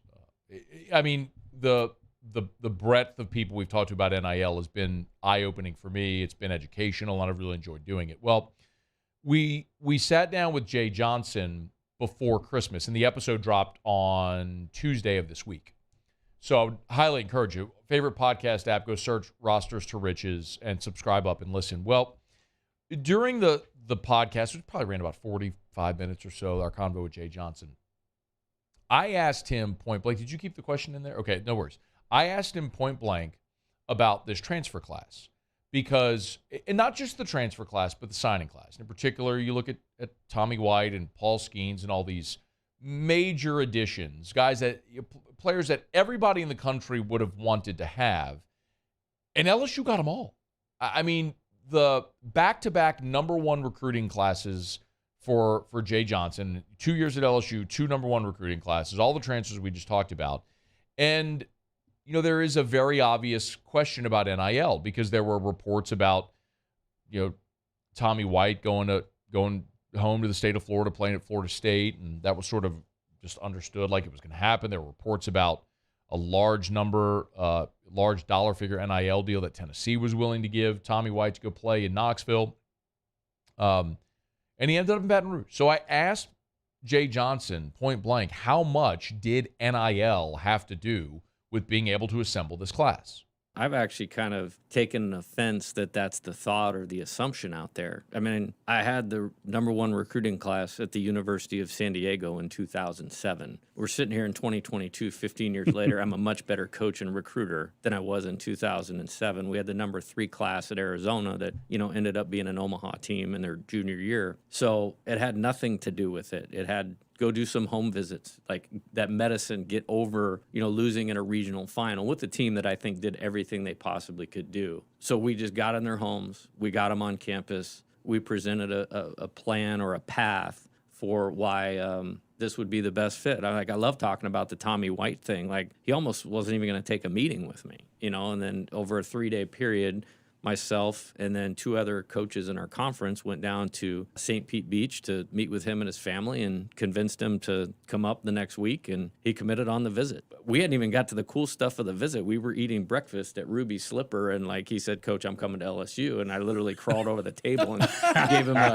gave him a big bear hug, because it's like you think as a coach, it's like, there are not many people going to replace Jacob Berry as a hitter. I mean, the guy hit 400 in the SEC. That's not happened. First college player taken in the draft, or Cade Doty, who's, one of my all-time favorite players, even though I only got to coach him for 1 year. So, to have the opportunity now to get a Tommy White and do that, was awesome. So it was about all the things that the players needed and wanted. It had nothing to do with anything else. I mean, if you want to be skeptical and believe something else, you can. But that was pretty darn convincing listening to it. And I really think that's how Jay Johnson has structured this thing, man. He's doing the things that he does really well. And, I think there are NIL opportunities at LSU for LSU baseball players. As much as big of a deal as LSU baseball is here, of course, there are people and donors and benefactors of that program that are going to be involved and invested from an NIL standpoint. But listening to Jay Johnson say that, I take offense at the notion that this is all, people think this is an NIL thing. He's essentially saying, look, I worked my ass off. I've been doing this for 15 years as a head coach. And he's right. The proof's in the pudding. How about that 07? He had the #1 recruiting class in 2007 at the University of San Diego. Drink it in. Goes down smooth every time. LSU's got a good one in Jay Johnson, y'all. You know that, but it never hurts to have it reinforced. Subscribe up to Rosters to Riches, by the way. Favorite podcast app. If it's iTunes, if it's Spotify, just Rosters to Riches. Rosters to Riches. Again, the episode we dropped this week was with Jay Johnson. It's 41 minutes, and there's so many great ones. We've talked to Tulane guard Jalen Cook. We've talked to boosters, members of the collective, national media that cover NIL, et cetera, coaches, athletes. It's really good. Go check it out at Rosters to Riches. All right, it's after further review, y'all. Let me knock out a quick break. Come back. Paul Nolan, freewinners.net. That's next. We'll get some picks for this weekend's game. Stick around. It's AFR. AFR. It is not often that I'm blown away. I meet with a lot of business owners and I've endorsed a lot of businesses over the years. Today, I was blown away. Went and met with Steve over at New Orleans Flooring. Y'all, here's what I'll say. If you're a homeowner and you're thinking about changing the flooring in your home, if it's, it's hardwood floor, laminate, if it's tile, carpet, it doesn't matter. Or if you're a contractor, maybe you're flipping homes, investments, you do remediation work, there's water damage, whatever. If you're someone who buys flooring, if you are not going to New Orleans Flooring, you are horribly overpaying and buying an inferior product. Trust me. Go visit New Orleans Flooring. Metairie and Prairieville, and online, nolaflooring.com. Bayou Ford has $10,000 off MSRP on a new 2022 Ford F-150, plus no payments for 90 days and 2.9% APR for 72 months. All new Bayou vehicles come with a 1 million mile powertrain warranty. If you need sales or service, the crew at Bayou Ford is going to do right by you.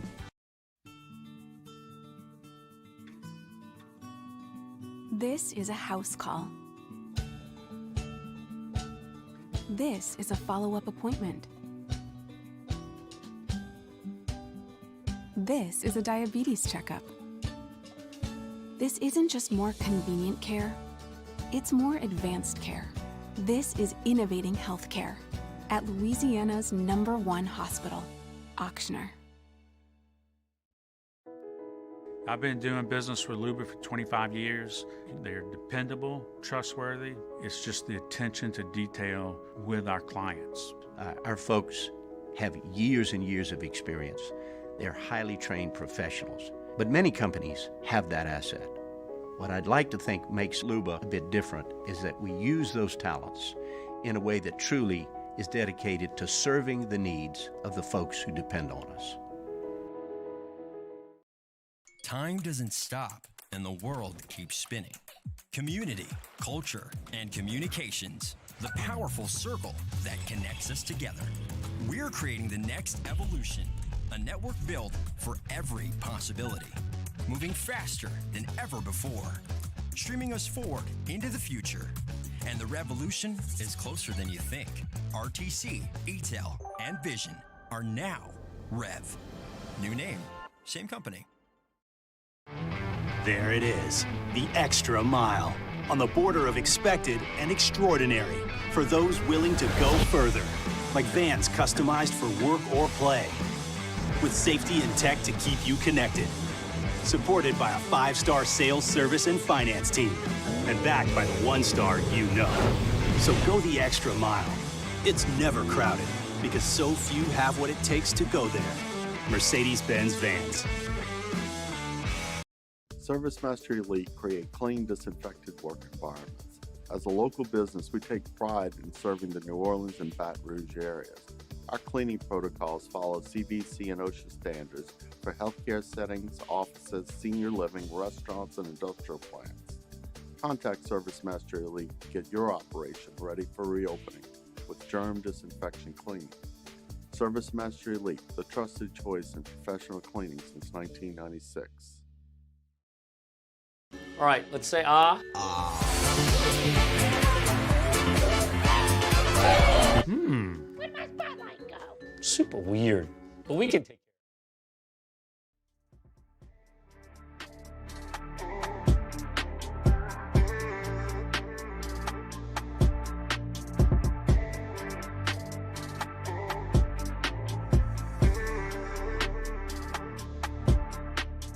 After further review with Matt Moscona, ESPN Baton Rouge, New Orleans, Alexandria.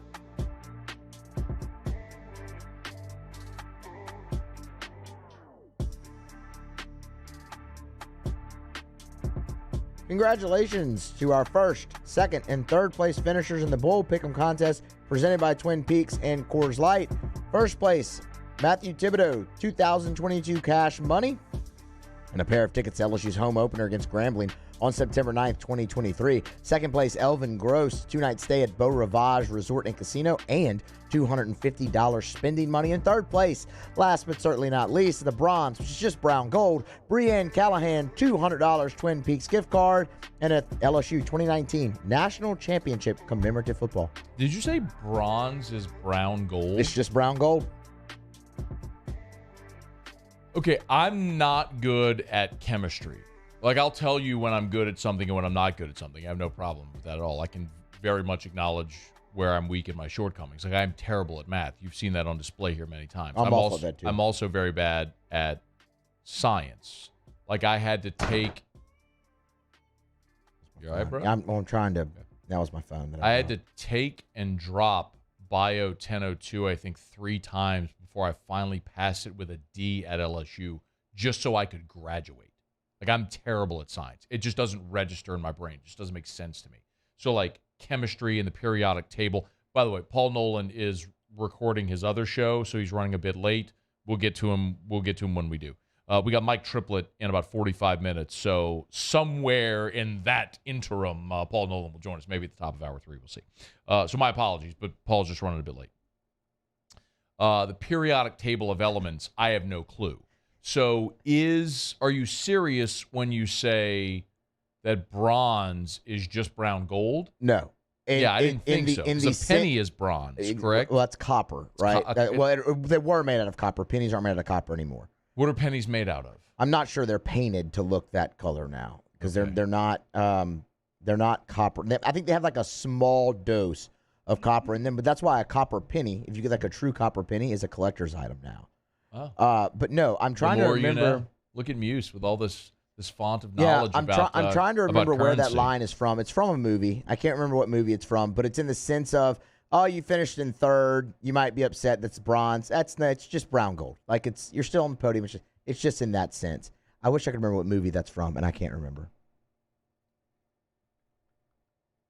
Let's see. After 1982, pennies, it's primarily zinc, it looks like, with pure copper plating. So it's not totally copper anymore after 1982. Okay. The more you know, Matt. Thank you. I got my what we learned There we today, go. if we actually got to it. Well, I mean, yeah. We don't really get to it anymore because Otter takes us right up to the end of the show every time. Paul's going to be dialing up in any second. Paul Nolan is going to be dialing. He just texted me. In any second, he'll be here. Get any new shoes lately? As a matter of fact. That was good, huh? As a matter of fact, I did. He's ready if you want to Skype. So today I'm wearing the all whites. I got my all white G Nikes, as you would call them. That's the Air Force Ones. I got my dead socksy on as well. Look at that. Ooh, that's good look, isn't it? They're up. We already know that they didn't fall down. But I did. Went to Ruckus today. I bought 3 more pair. Oh. I'm not gonna lie to you. You're hooked, man. I am. I bought another pair of Adidas Noras they're white with the alternating. It's navy and Carolina blue, alternating navy stripes, which is really a sharp look. That's good. I mean, I haven't seen those, but that's good. I'll wear them tomorrow if you want. I kind of do want that. Okay. I bought a pair of Blazers. I don't know what those are, I'll be honest. Mids. So those were they were kind of like the original Nike high top basketball shoe, like from 1977. You'll recognize them when you see them. They're sort of a cream color with a maroon swoosh. Really, really good looking. And then I got another pair of Air Force Ones. They are the color is cacao plaid. Really, it's sort of a brown dress-up look. You could wear like that. You dress up maybe like with a suit type thing. Yeah. You need the brown shoe to wear. People do that these days. So Yeah, that works, I'm telling you, man. I am. Don't ask me how many pair that I've bought since Christmas. I'll check in with you tomorrow and see if you've got any new ones again. I don't think I've already got my shoes for today, but I have Okay. bought shoes every day from Christmas to today. I'm almost positive I've bought shoes every day. Cannonballed off the deep end, man. I did, but I'm slowing now because you wouldn't think it because I bought 3 pair today, but I am actually, I'm cruising to completion because I'm gonna stop because I'll have my base set. Then when there are drops or things like that I want, we'll get to it. So, all right, every Thursday we visit with our buddy Paul Nolan, freewinners.net, heading into Week 18 of the NFL slate. Paul, how you doing, man?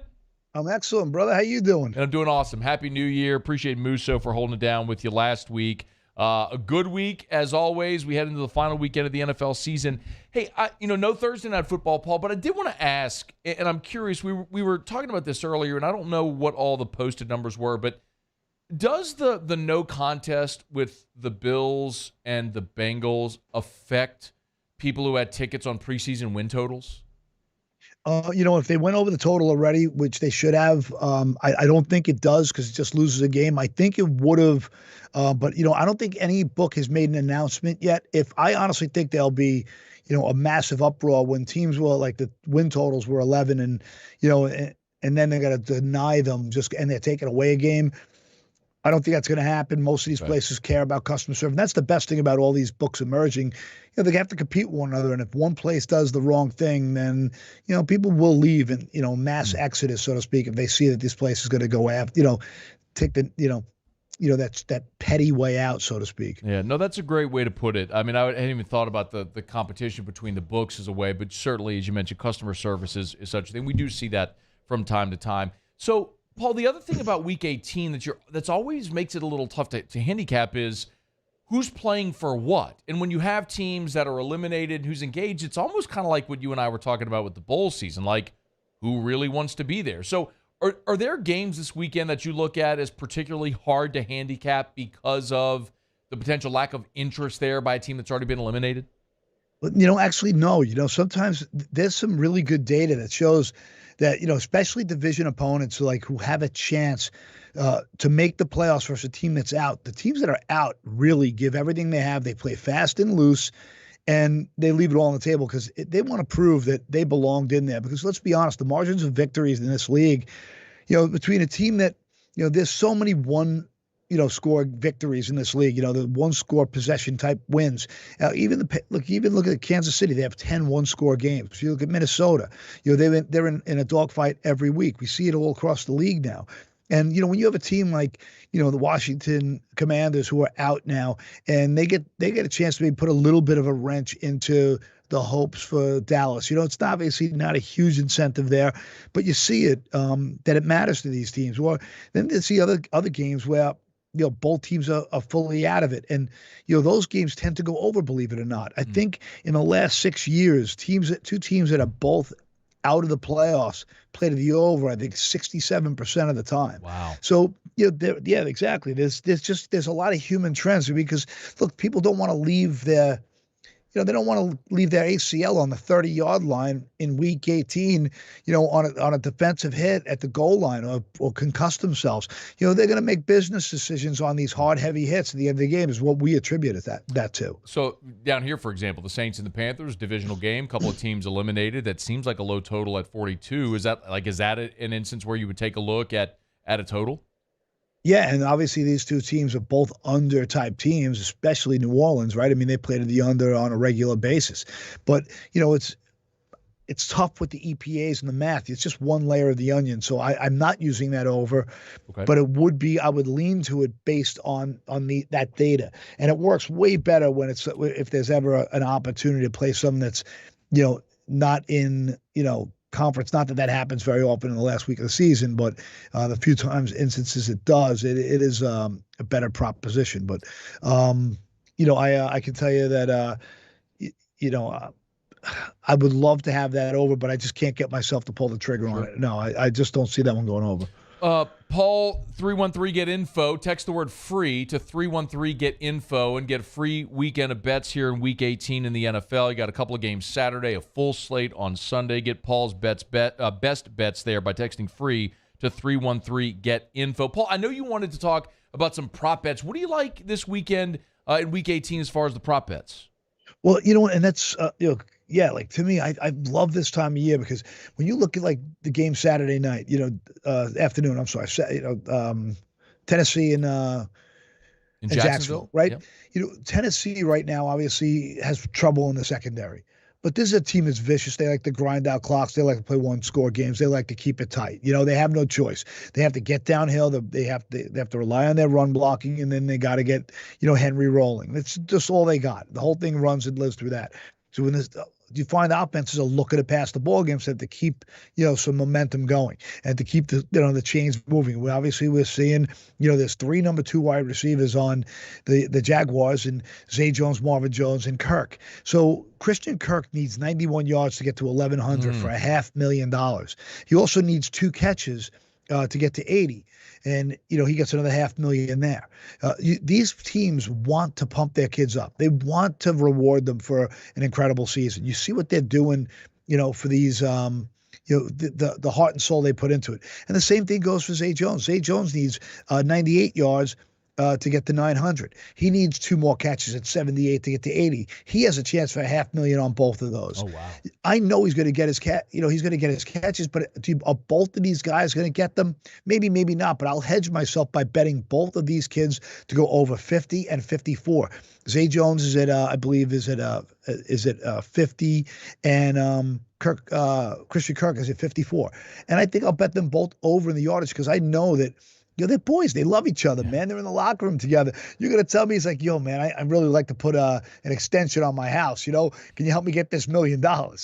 And they're going to try, It's so funny that you mentioned that because Sean Payton, when he was here, was always very aware of that, Paul, with the Saints. And, man, players would celebrate on the field. He would celebrate with them. They intentionally drawing up plays to get a guy. Famously, Emmanuel Sanders a couple of years ago in New Orleans where, he went in, got his catch, and they pulled him. and it was Yeah. like he knew. Yeah, I remember that. I had that bet. The guys know it. So I'm looking at here. Let me tell you, on DraftKings right now, I'm looking at Christian Kirk at 58.5, and Zay Jones at 53.5. Do you still think there's value there at those? You know what? I bet him at 50 and 54. Okay. So yeah, I do think it's still value there. Because honestly, at this point right now, I'm a guy who tries to stay with unders on these player prop totals, because 81% of the bets this year on player prop totals have been to overs to the individual, meaning that there's a 20% tax now on every over. But I am going to stay with the overs here on that, and I'm also going to take Zadarius Smith. He needs a sack. He needs one sack. The total's over a half sack in several books, and he gets $750K. Now he's got Peterman, who's so immobile. You're going to tell me guys aren't going to stunt their way to get him a sack? I love it. He's not going to wide nine it. They're going to they're going to ISO him. Come on, they know they're going to do everything in their power to give him a sack. So I like that too, because he gets $750,000, $750,000. Some people don't make that in their lifetime. That's Then awesome. the last one I thought was interesting was the Chargers' DeAndre Carter, who really came in, did a great job when all the receivers were down. He's kind of he's been around the league a while. He gets $250K if he gets over 1.5 catches. So I like that as well. I think that's a good value also in the Chargers, because the Chargers have nothing to play for, so they're playing for that, in my opinion. So that's 1, 2, 3, 4 prop bets there for Paul if you want to play along this weekend. He gave you Kirk and Jones from Jacksonville on the over on receiving yards, Zadarius Smith over on the sack total, and Carter from the Chargers over in the receptions or receiving yards? Just receptions, yeah. Just receptions, 1.5 okay. receptions. 1.5 receptions. Got it there. Paul, when they text free to 313 get info, what are they getting this weekend? So this weekend they're going to get my best college partner is a guy named Jimmy Taggs. He's the coolest cat in the world. He has an under-the-radar service for college hoops. It's the ugliest games on the board. He's great. The guy's great. I love it. Jimmy Taglamenti. Maybe he's your cousin with your last name over there. You got to love the vowels. Taglamenti. Hey. Let me tell you something. He looks and lives the part. I mean, he looks like he fell off the set of every mob movie. His perfect white hair. He's dressed to the nines all the time. His mustache is never not. He's like a pretty old man. I walk around casinos with him. They think like I'm his boy toy or something. So, but a cool guy, great guy, super sharp, super smart, great respect for him. You're gonna get that. You're gonna get both NFL games for Saturday, and then you're gonna get 3 NFL games for Sunday. I swear to God, I love the board, and you'll get all those games for free. Just text free to 313 get info. Wow. I promise you, man. I'm pumped. I can't. These games can't get here fast enough. I think I'm gonna dominate this week. 6 plays, so the national championship game, three games. I'm sorry, I didn't mention that Monday. I'm sorry. Yes, that too. And three NFL games on Sunday, 2 games on Saturday, all free when you text the word free to 313 get info. That's 313 get info. 313-438-4636 for Paul Nolan over there at freewinners.net. Paul doled out 4 free prop bets for you here for Sunday's games on AFR. Paul, enjoy the football this weekend, man. We always appreciate the visit. Glad we were able to make it work here, man. Yeah, me too. I really appreciate it, and I just hope your audience knows they'll never get on a call list. We don't trade the data or sell your data. We'll keep you super private. So anyone who texts us, they're not going to be on some call list that kills them. I swear to God, on the soul of my beautiful parents. Paul, you're the best, man. We appreciate it so much. Enjoy the football this weekend, and good luck. All right, brother. You're the man. Thanks so much. All right, Paul. We'll talk later. That's Paul Nolan again, freewinners.net. Text the word free to 313 get info, 313 GETINFO. 6 free plays on top of the 4 prop bets that he just gave you. That's a really good angle. I guess I hadn't considered. He does the homework, man. He does all the homework and then hands them out to you for free. So we appreciate Paul Nolan. Okay, quick break. Running a little late here. Muslav Tigers and the Pros next. AFR. It's a raving fan shout-out. Presented by Darren James & Associates, brokered by eXp Realty. If you are buying or selling a home, you need a realtor. You realize 73% of the people that list their home for sale by owners, 73%, nearly 3 out of 4, end up hiring a realtor. And the reason is pretty obvious, because realtors have the strategies and the processes in place to get your home sold faster for more money, and none more so than Darren James. 335-7666, 335-7666, or agent225.com. That's agent225.com. if you maybe have hired another realtor or thinking about another realtor, ask them about their plan to sell your home. Ask them if they have a plan. You want to see it.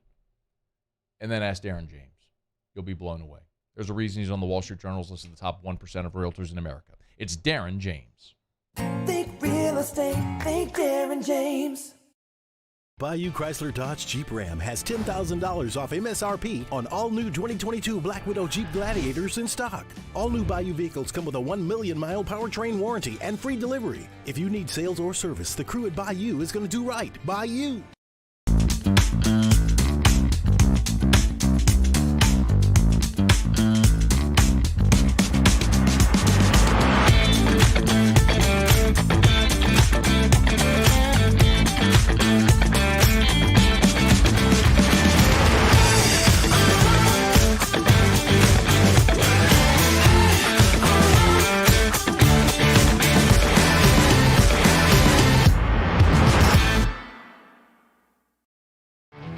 There it is, the extra mile, on the border of expected and extraordinary for those willing to go further, like vans customized for work or play, with safety and tech to keep you connected, supported by a 5-star sales, service, and finance team, and backed by the 1-star you know.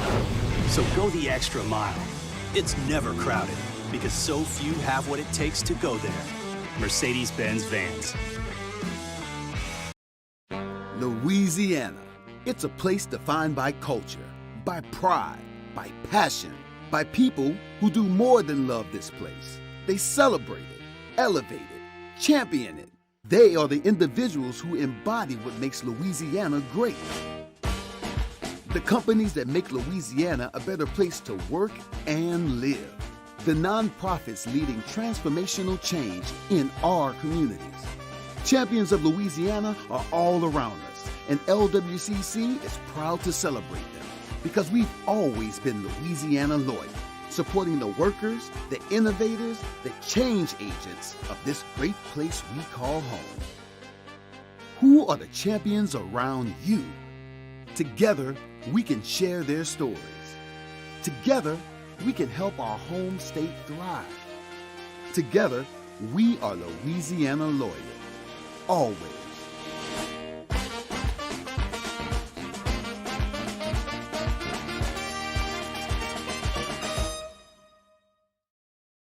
Eli's always been into grilling. It took us a while to see it, but the signs were there. What are you doing, Eli? I knew grilling was my thing. I have been talking about it throughout my career. Happy with the results? I am. Got the new grill from barbecueguys.com. It performed great. My advice, as I always told my boys, do more of what you're born to do. Barbecue Guys, for those who were born to grill. You want cheese on your burger, Pops? I'll take a little cheese. Cornell Toyota in Opelousas is here to help you ring in the new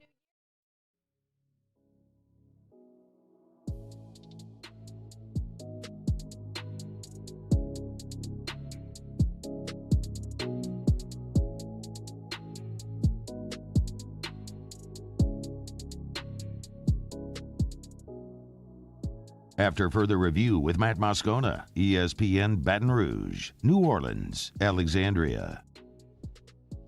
All right, we are super late. My apologies. Paul was a little late getting to us, so we're late getting to that break. Really quick, Muse, Tigers in the Pros.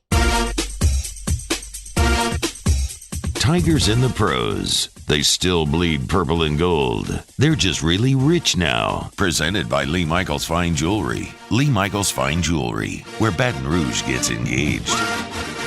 All righty, Ben Simmons last night, 26 minutes in the starting role for the Nets. What? We have no what? All right, chill out. 3 of 5 from the floor for Ben, 7 points, 9 rebounds, so a near double-double, 3 steals and 2 assists. Nets fell 121-112 to the Bulls. Cam Thomas, a DNP coach's decision. Trailblazers and Timberwolves. Trendon Watford for the Blazers, also a DNP coach's decision. And Naz Reid still out. Remember we told you he had the back spasms. Did not play last night with an injury, and now they've added illness to Naz Reid's status as well. So again, that comes at a pretty rough time. He was doing well for the Timberwolves in a bench role. Quieter night than normal for Tari Eason in the blender yesterday. 15 minutes off the bench, just 4 points. Did add a steal, 4 rebounds, and 3 assists. PGA Tour action, the Century Tournament of Champions. It is underway right now at Kapalua. Sam Burns, who's playing with Cam Young, but Sam Burns off to a 3-under start through 11 holes. 3 birdies, the rest pars on his card. Has him 4 shots off the lead, -7. That's Canadian Mackenzie Hughes. Sam Burns tied for 9th here in the first round. That is Tigers in the Pros. Presented by Lee Michaels Fine Jewelry, LMFJ.com. Gentlemen, even if you didn't thrill her on Christmas, especially if you didn't thrill her on Christmas, it's not too late. Make up for it with a gift in the red box from Lee Michaels Fine Jewelry, LMFJ.com. LMFJ.com for Lee Michaels Fine Jewelry. Thrill her with a sparkling diamond every time that'll make you the hero, and you always get the Lee Michaels experience. Lee Michaels Fine Jewelry, LMFJ.com. All right, it is after further review. Mike Triplett in 20 minutes, so we will get final thought on the Saints' final game of year 1 of the Dennis Allen era here with Mike Triplett in 20 minutes from right now, so we're looking forward to that. When we come back, ESPN took a stab at ranking the top 100 players from the college football season. There was a noted LSU presence and one player that I would particularly like to point out on this list. That's coming up right after SportsCenter. AFR. Gulf Coast Bank and Trust is giving our customers the power to bank anywhere, anytime during this challenging event. And we're right there with you. Our mobile banking app is a smart way to manage your money and time. Gulf Coast Bank and Trust, the bank that cares about you.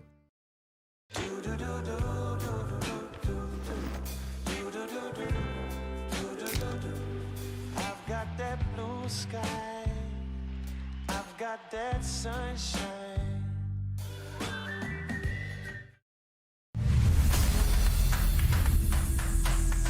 We get it done with strength, commitment, dedication, grit.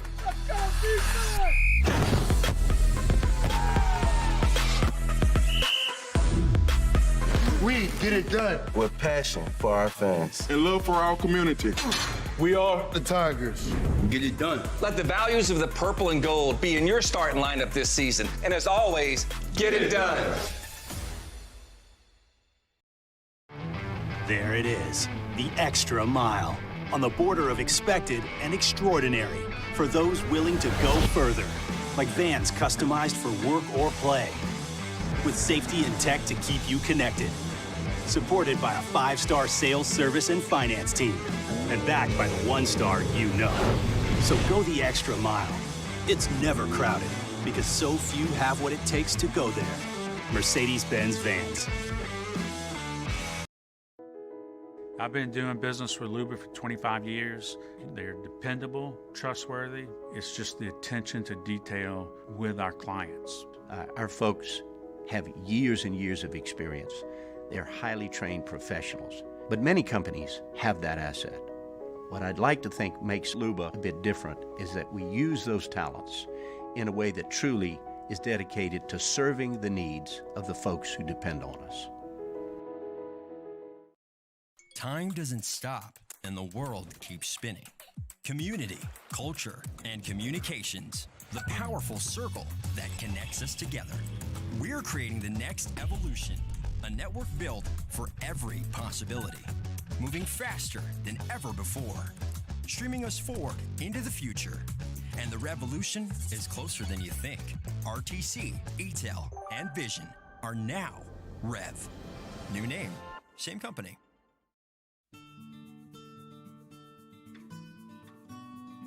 This is a house call. This is a follow-up appointment. This is a diabetes checkup. This isn't just more convenient care, it's more advanced care. This is innovating healthcare at Louisiana's #1 hospital, Ochsner. ServiceMaster Elite create clean, disinfected work environments.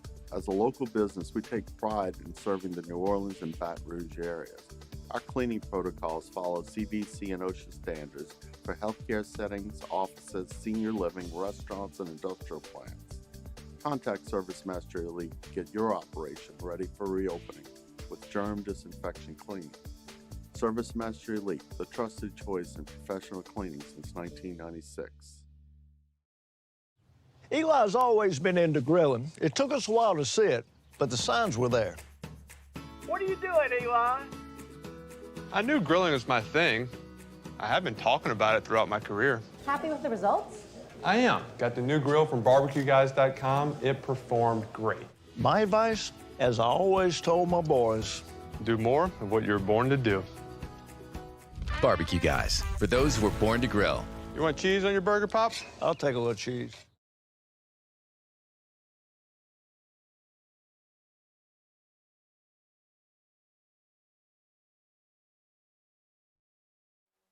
This is SportsCenter. I'm Christine Lisi. Bills safety Demar Hamlin is beginning to awaken as he has shown substantial improvement over the last 24 hours in his recovery after going into cardiac arrest during Monday night's game. This according to doctors at the University of Cincinnati Medical Center involved in his care. Hamlin is still considered critically ill and that significant progress is still needed. His neurological condition is intact. Dr. Timothy Pritz of the UC Medical Center. We were in the situation where we wanted to allow him to gradually, wake up as the rest of his body was healing. And last night he was able to emerge and follow commands and even ask who had won the game. Dr. Pritz, one of the doctors involved in Hamlin's medical care. For the latest on this story, stay tuned to ESPN Radio and also tune into SportsCenter on ESPN Television. Texas has fired men's basketball coach Chris Beard as he faces a felony domestic violence charge stemming from a December 12th incident involving his fiancée. ESPN Radio is presented by Progressive Insurance. Looking for a career you'll love with flexibility, great pay, and benefits, and one of the country's top workplaces? Come join their growing team. Go to progressive.com/careers and apply online today. Matt Moscona. I'm very important. After further review. Say it one more time. After further review with Matt Moscona. And here we go. ESPN Baton Rouge, New Orleans, Alexandria. Live from the Mercedes-Benz of Baton Rouge studios. That's right.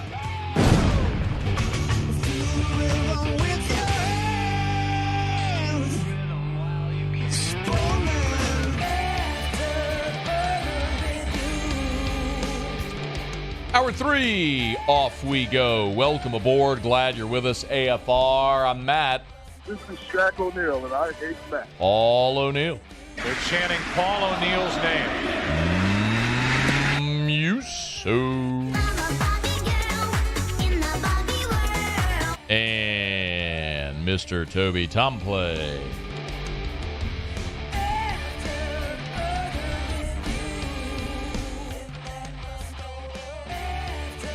All right, we're here. Glad you are as well. 5 o'clock quitting time. Glad you are driving home with us. Mike Triplett here in 15 minutes. We'll talk some Saints Panthers. Final game of year one of the Dennis Allen era in New Orleans. We'll talk about it with Mike Triplett in 15 minutes. If you missed news earlier today, a really big transfer target is on LSU's campus today and tomorrow. Justin Rogers, the former 4-star, top 50 player in the country.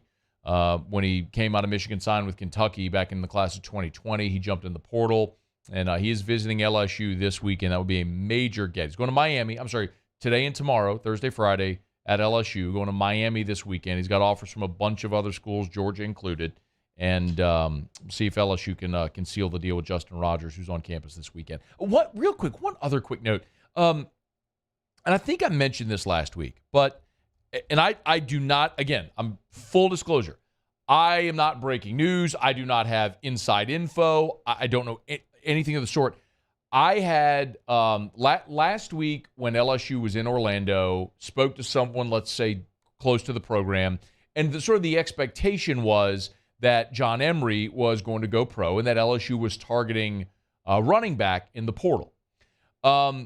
And it was interesting because I looked today on Twitter, and John Emery has a tweet. It says, "Let's get it done for the 2023 year," and he tags Gordon at Get Gordon, essentially announcing that he is sort of re-signed as a Get Gordon athlete with Gordon McKernan injury return. As Gordon's explained, they have 1-year deals for their guys. And, all of them, he's explaining to us, all of them who he did deals with a year ago, those student athletes had the opportunity to do another year with them if they choose. And clearly John Emery has done that. But I don't know if that's a declaration that he plans to return. There has been no decision. But that's one worth watching because, as I understand it, LSU feels like they've got to get a really dynamic player at that running back position. And I think the expectation was that John Emery would go. If John Emery's returning, that's massive, massive news. But, again, nothing official. I don't know. I'm not breaking. It was I just noticed that on his Twitter earlier today. So we'll kind of keep an eye there as the deadline for guys to declare for the draft is coming up here in a couple of weeks. Okay. It's After Further Review. We're glad to have you aboard with us.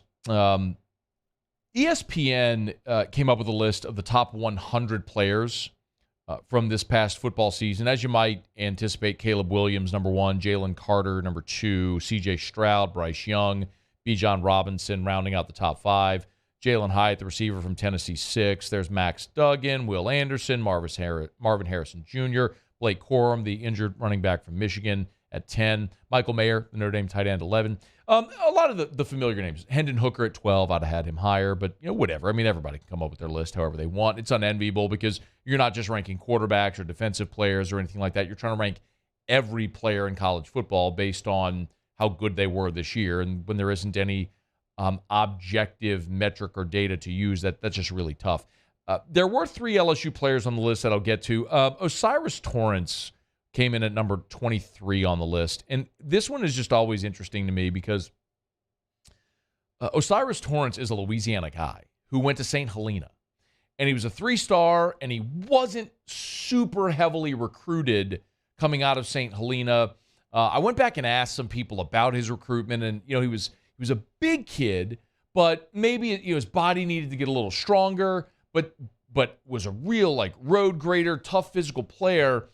And that was back in the 2019 class. And he ended up signing, of course, with ULL and then played there and then transferred to Florida this year, became an All-American, and is very likely going to be a first-round draft pick. Well, in that class, that year, St. Helena played Amite. And, of course, Amite had Ish Sopsher, who was a 5-star defensive tackle. And as it was related to me, there were a lot of scouts and talent evaluators there, and there were a lot of people who pushed LSU to try to sign Osiris Torrance, to offer him. He was a 3-star from St. Helena. Again, he's a number 1,050 whatever nationally. Wasn't a super highly rated guy, but you could tell the potential was there. And LSU passed, of course, on him in high school. And then when he was in the portal after being in Lafayette, he followed Billy Napier to Florida, where he played this season. So LSU kind of missed on him twice. And that was, of course, the same class where Cardell Thomas was sort of the blue chip offensive line recruit in state that year. Cardell was the offensive line blue chipper, and Ish Sopsher was the defensive line blue chipper. And both have gone on to have sort of Cardell's still kind of looking to crack the rotation at LSU, and Ish Sopsher's transferred a couple times and is currently not playing football. So it's just interesting that the one that got away was the one that seemed to have the most potential, the biggest upside that didn't get the offer. But what could have been had Osiris Torrance been offered by LSU back then. But it's what it is. So congrats to him on a Louisiana guy who had a great career and is likely going to go on and be a first-round draft pick. If I asked you, who do you think is the first LSU player on the list? Muse, let me ask you, if I had to ask, who do you think? Don't look. Have you seen it? No. Who's the first LSU player on the list? B.J. Ojulari. Close, but no. Oh, darn. I wasn't asking for the buzz. That wasn't why I was pausing, but good job. You want to do another guess? You're only 4 spots off, but you want another guess? Oh, man. Ojulari was 58. Okay. There was one LSU player 4 spots ahead of him. I'll go with Kayshon Boutte. Nope. Kayshon not on the list. Top 100 players of the season. Oh, of the season. I'm sorry, I didn't hear that. No, I didn't hear that. Top 100 players from this past football season. Man, I feel like it's right there in front of my face, and I just don't have it. Harold Perkins. Of course. Yeah, that makes a lot of sense. Harold Perkins at 54 is don't want to say stunning because he had an amazing year. But generally, freshmen don't get that kind of run. You got to have to build your name, and then you get the run. But when you look at some of the players after him, Jared Verse, remember Jared Verse from Florida State, who's projected by everybody to be a first-round pick? They got Jared Verse at 56. They have Harold Perkins ahead of Verse. Sam Hartman, the quarterback from Wake Forest who just transferred to Notre Dame, he's at 59. So when you look at like the caliber of player ahead of whom Harold Perkins is ranked, it's pretty impressive. And one of the things about Harold Perkins that we talked about was during the season was that he as a freshman is a better linebacker than Devin White was as a freshman. Again, I feel like I always have to clarify this, and the more he plays, the less I feel like we have to clarify. But as a freshman, Harold Perkins is a better linebacker than Devin White was. That's not even debatable at this point. In 2016, as a freshman, Devin White played in 8 games. Harold Perkins played in all 14. Devin White had 30 tackles. Harold Perkins more than doubled that with 72. Devin White had 3 tackles for loss. Harold Perkins had 13 tackles for loss this year and 7.5 sacks. Devin White had 1 as a freshman. Like, not even remotely close. Harold Perkins as a freshman blows Devin White as a freshman out the water. Now, how much more can he improve? Devin White obviously hit a parabolic run-up and became the best linebacker in college football in the top 5 draft pick. So I'm not trying to say that there's no comparison between the two and Harold Perkins so much better. I'm only saying as a freshman, which is something we talked about during the season, and now it's been validated clearly.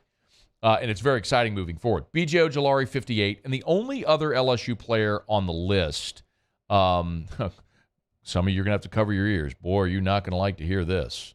Jaden Daniels at number 97 on the list as far as the top 100 prospects, players from college football this year. Again, so Perkins, 54, Ojulari, 58, Daniels, 97. And I think the thing that was most validating about this list is how impressive of a year Brian Kelly had in year 1.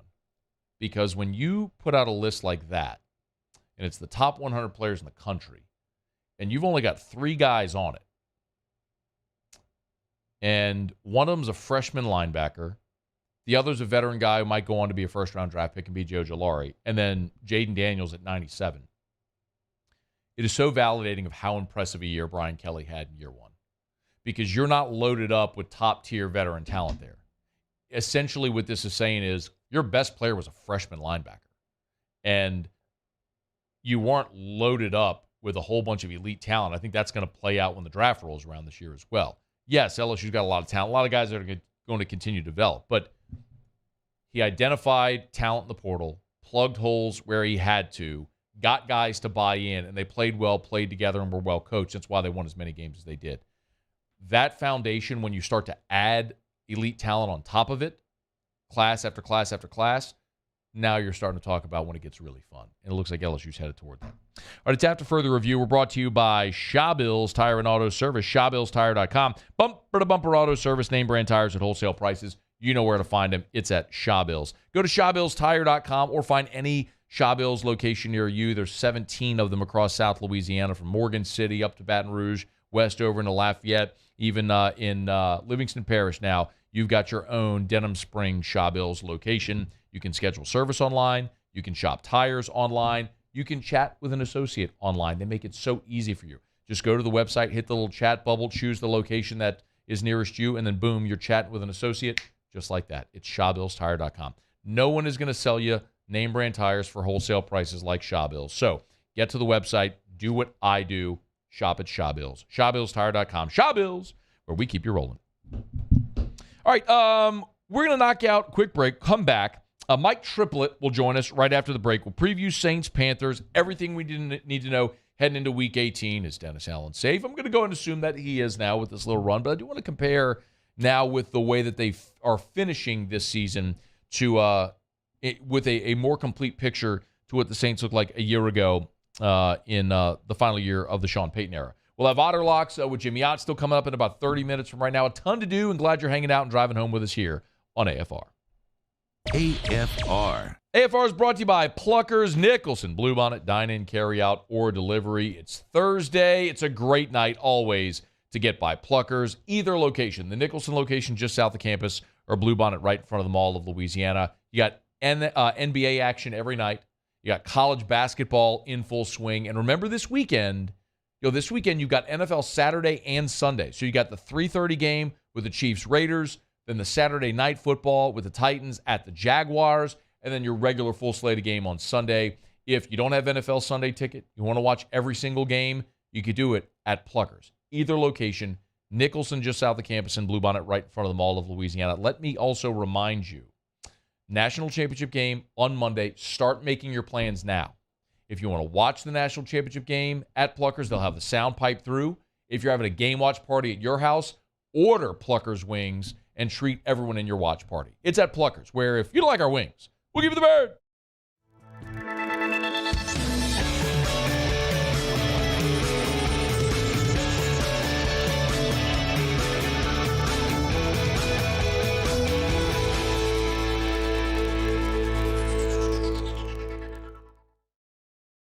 Louisiana. It's a place defined by culture, by pride, by passion, by people who do more than love this place. They celebrate it, elevate it, champion it. They are the individuals who embody what makes Louisiana great. The companies that make Louisiana a better place to work and live. The nonprofits leading transformational change in our communities. Champions of Louisiana are all around us, and LWCC is proud to celebrate them because we've always been Louisiana loyal, supporting the workers, the innovators, the change agents of this great place we call home. Who are the champions around you? Together, we can share their stories. Together, we can help our home state thrive. Together, we are Louisiana loyal. Always.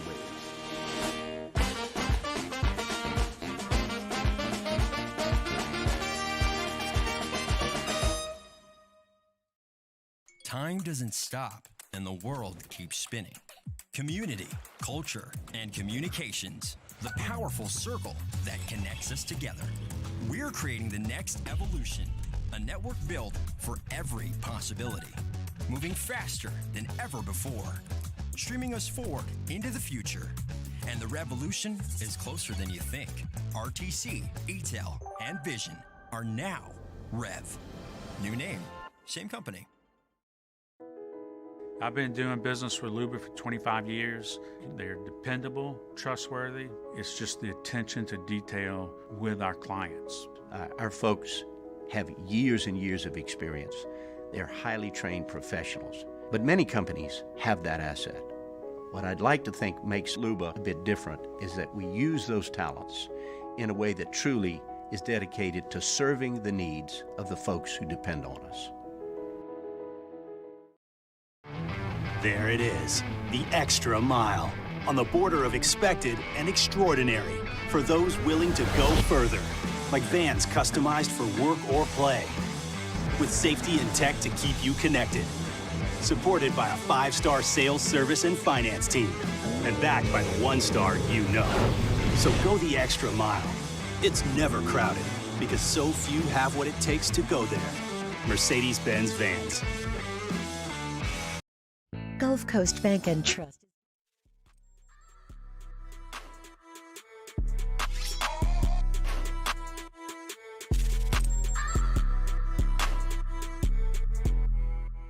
After further review with Matt Moscona, ESPN Baton Rouge, New Orleans, Alexandria. Mike! Yeah? Saints coverage with some Mad Libs mixed in. Why don't you just go by Mike? It's time to talk black and gold with Mike Triplett of New Orleans Football. Presented by Benny's Car Wash, family owned and operated since 1951.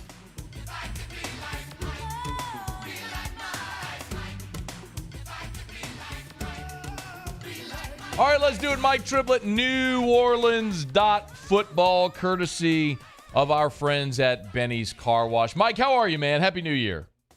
Happy New Year to you. I'm doing great, and big development. I was watching the movie Office Space with my kids the other day, trying to determine if it was okay for them to hear.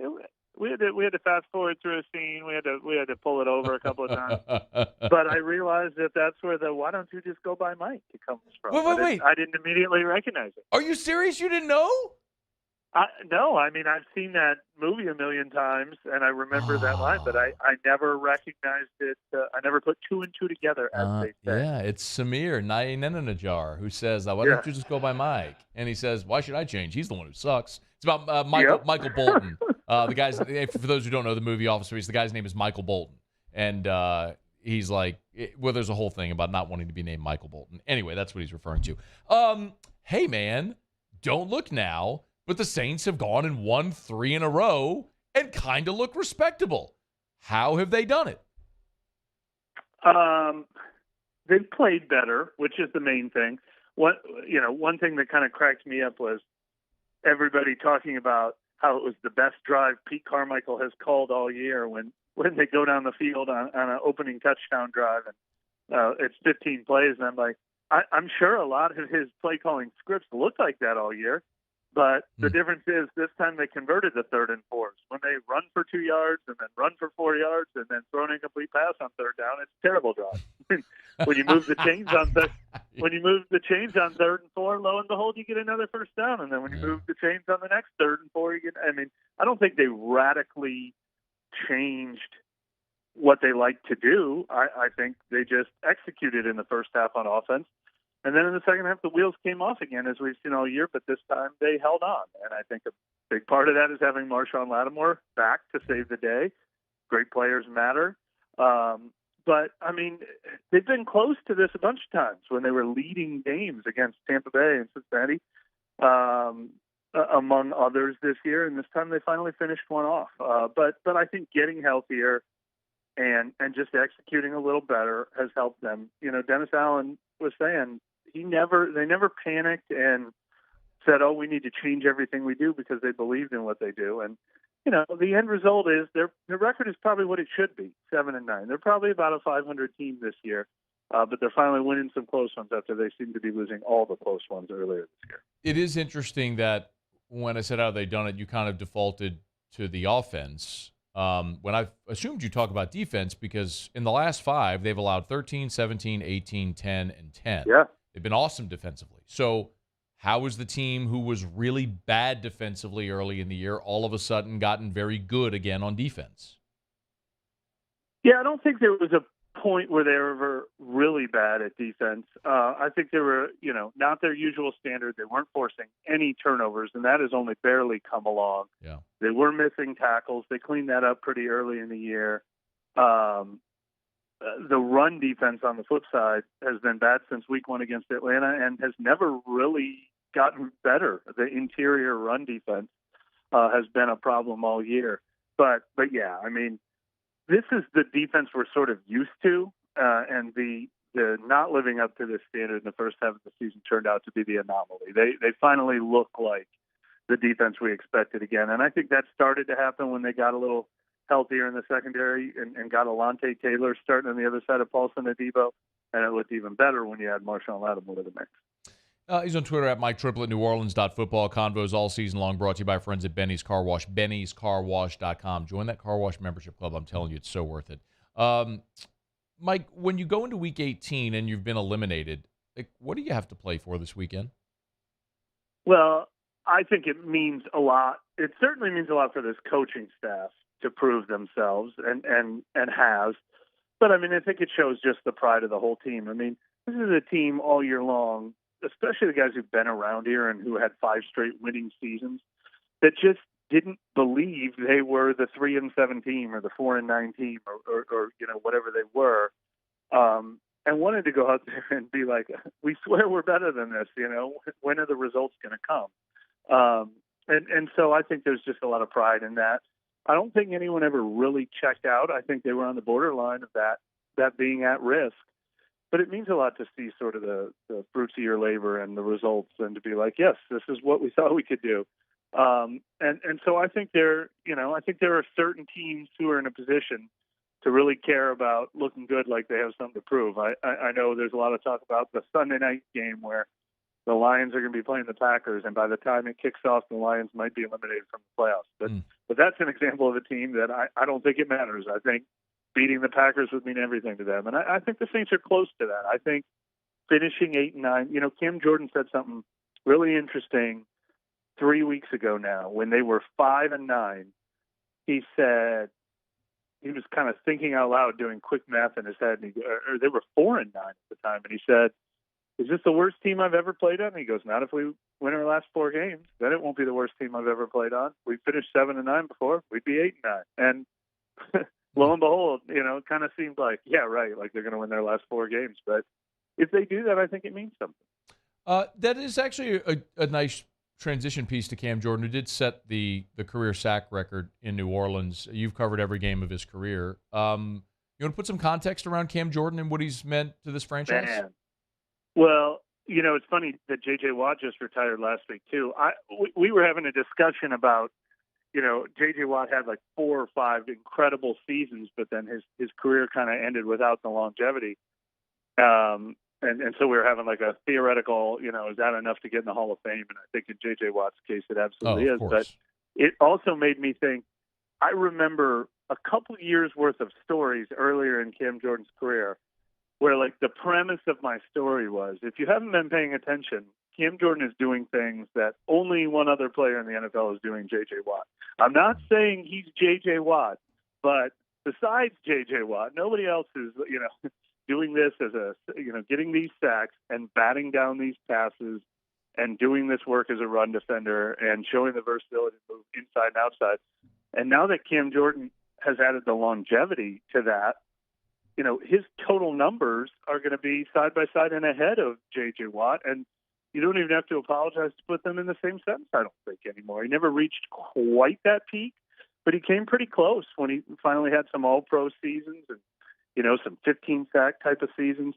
So when you combine the high highs he reached with just, the consistency he's always had and doing it, he's only missed 2 games in his career. They were both flukes. He's as good of a run defender as he is a pass rusher. He's just been awesome. I had this conversation. You won't remember this. Okay. But I had this conversation with you. This predated my time here. Like, I was at a different radio station when I was like a child doing radio. But you were nice enough to humor me and come on the show. And I asked you about Jari Evans being a Hall of Famer. Because my assumption was, of course Jari Evans is going to be all these All-Pros. And you kind of checked me and you said, well, not so fast. And again, Jari Evans was still playing. So the full body of work was not done. But your point was, there's a lot of guys who made All-Pro like that haven't made it into the Hall of Fame. And lo and behold, when you actually stack it up, even guys like Kevin Mawai and Alan Faneca, who had better careers in terms of All-Pro and All-Decade team and all that, had to wait 5 and 6 years for their Hall of Fame moment. Cam Jordan's been a first-team All-Pro one time. One time. Is he a Hall of Famer?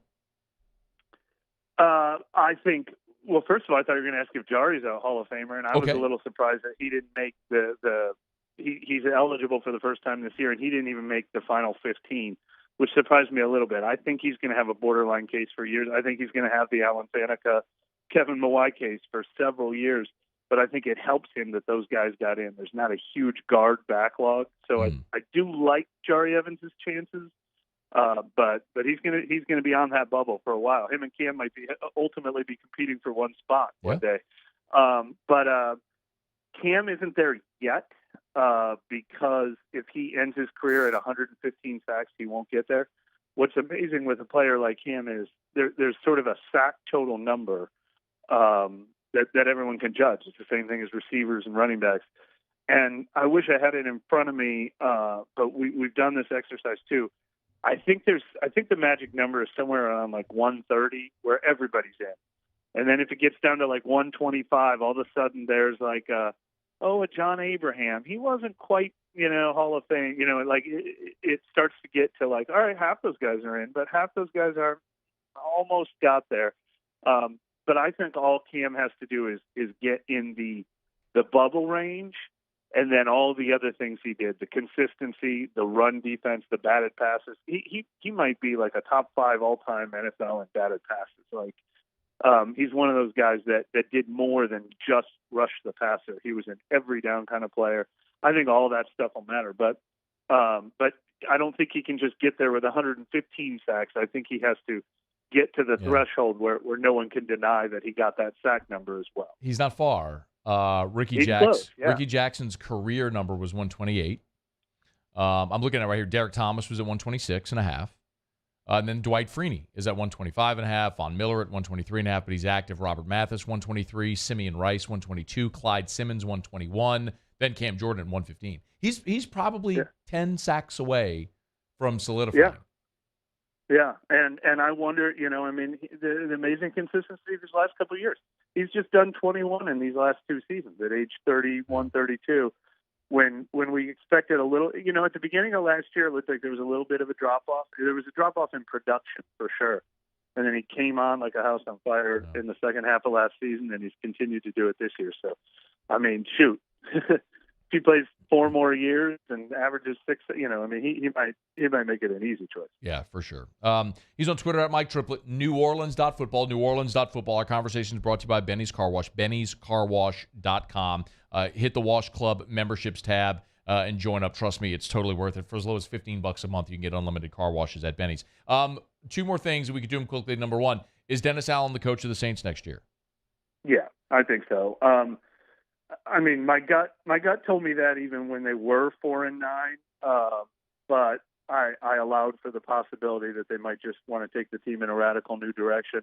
But since then, they've won 3 straight games, and we've done some reporting that lets us know that the team's line of thinking has been what we heard earlier in the season and what we've continued to think, and we've heard some poo-pooing of this, these Payton talks. Doesn't sound like anything the Saints themselves are pursuing. And so the results, Matt, now the results, it'd be a little tougher for me to tell you this if they were, 5-11 right now, that they still trust him. But now that they're 7-9, I think it'd be pretty shocking if there was anything else. I agree. If they had face planted, I think he'd have been gone. But, okay, if Sean Payton is coaching next year, where is he coaching? I have a real hard time handicapping that because I think he wants to come back, but I think I think Sean Payton wants to get in the Hall of Fame. And so if he's thinking, the Chargers didn't fire their coach, I might want to wait a year to work with Justin Herbert. Or maybe the Cowboys will fire Mike McCarthy fire Robert Saleh next year. Is he willing to wait a year for an even better situation? Or does he talk himself into a Denver or an Arizona? Denver's tough because not only is it Russell Wilson, they have a GM in place. He wouldn't get to handpick his GM.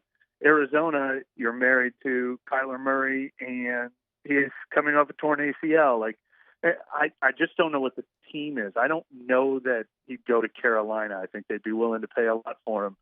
But does he believe that their ownership can get it done? Because he wants to know that the ownership has a good track record. So I think he wants to talk himself into one of these jobs, but I have a hard time handicapping which one I think it will be. Okay. We'll all wait and find out. Week 18 on Sunday in the Dome. He's Mike Triplett. Read about it there at NewOrleans.football. And our conversations all season long brought to you by Benny's Car Wash. Benny'sCarWash.com. Thank you, Mike. Thank you. All right, man. We'll see you later. We're brought to you by Mold Zero USA, mold-0usa.com. Actually, I had someone text me on the show text line earlier today. Hey, what's the mold company that you talk about? Well, it's Mold Zero. Mold-0usa.com is the website. When you go to the website, you'll see the New Orleans phone number and the Baton Rouge phone number there at the top. So wherever you live, call that office, servicing all of Greater Baton Rouge and Greater New Orleans areas. It's Mold Zero. It's their patented non-toxic dry fog. Don't worry about doing all types of demo work, cutting sheetrock, pulling out things out of your attic. Just call Mold Zero. They'll come in, they'll spray their patented non-toxic dry fog treatment. As soon as the fog dissipates, you will be in a clean-smelling, mold-free home office or building otherwise. It's Mold Zero USA. They got a testimonial video right there on the homepage of the website that you can see. It'll explain the whole process. It's Mold Zero USA. Again, mold-0usa.com. All right, it's after further review. We'll knock out a quick break. Otterlocks coming up here in less than 15 minutes from right now. We will continue on AFR. AFR. King cake season, y'all. It is king cake season. I got one of the best text messages in the world you could possibly imagine earlier today. Got a text messages that our friends over at Rouse's are bringing us a whole mess of king cakes tomorrow for the whole building to. How about a big round of applause for Rouse's and the king cake? Yeah. Muse, what kind of king cake do you like? Strawberry cream cheese. Paulie, what kind of king cake do you like? All of them.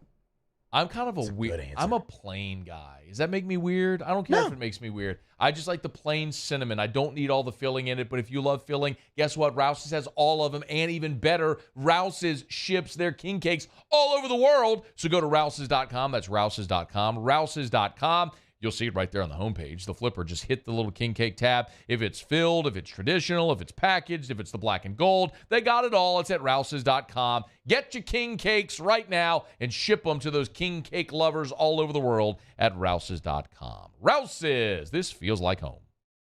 Bayou Ford has $10,000 off MSRP on a new 2022 Ford F-150, plus no payments for 90 days and 2.9% APR for 72 months. All new Bayou vehicles come with a 1 million mile powertrain warranty. If you need sales or service, the crew at Bayou Ford is going to do right by you.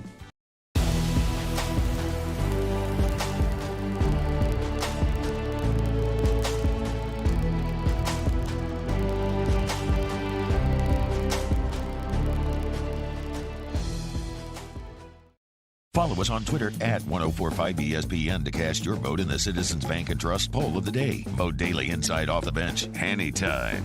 Hunt Palmer. And after further review, Citizens Bank and Trust brings you the poll of the day via Twitter at 1045ESPN.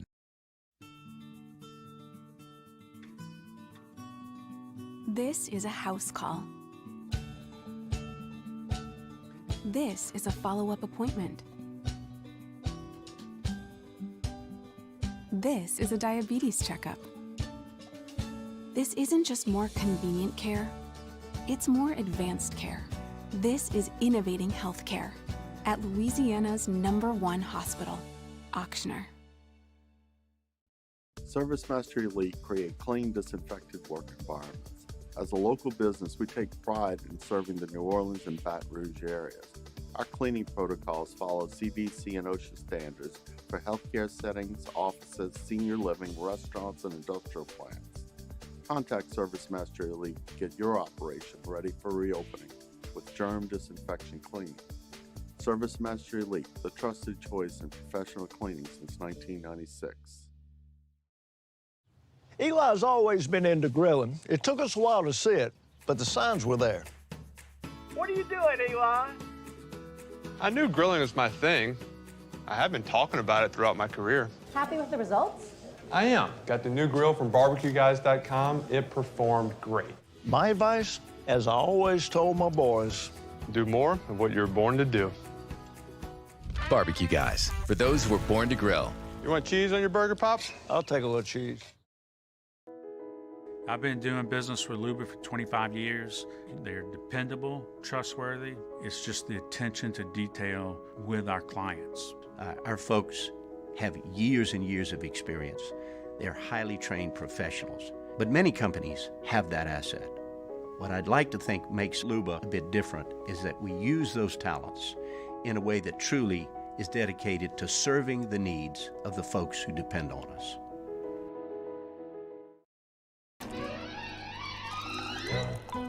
Le posso offrire un caffè? Andiamo insieme da me, non c'è.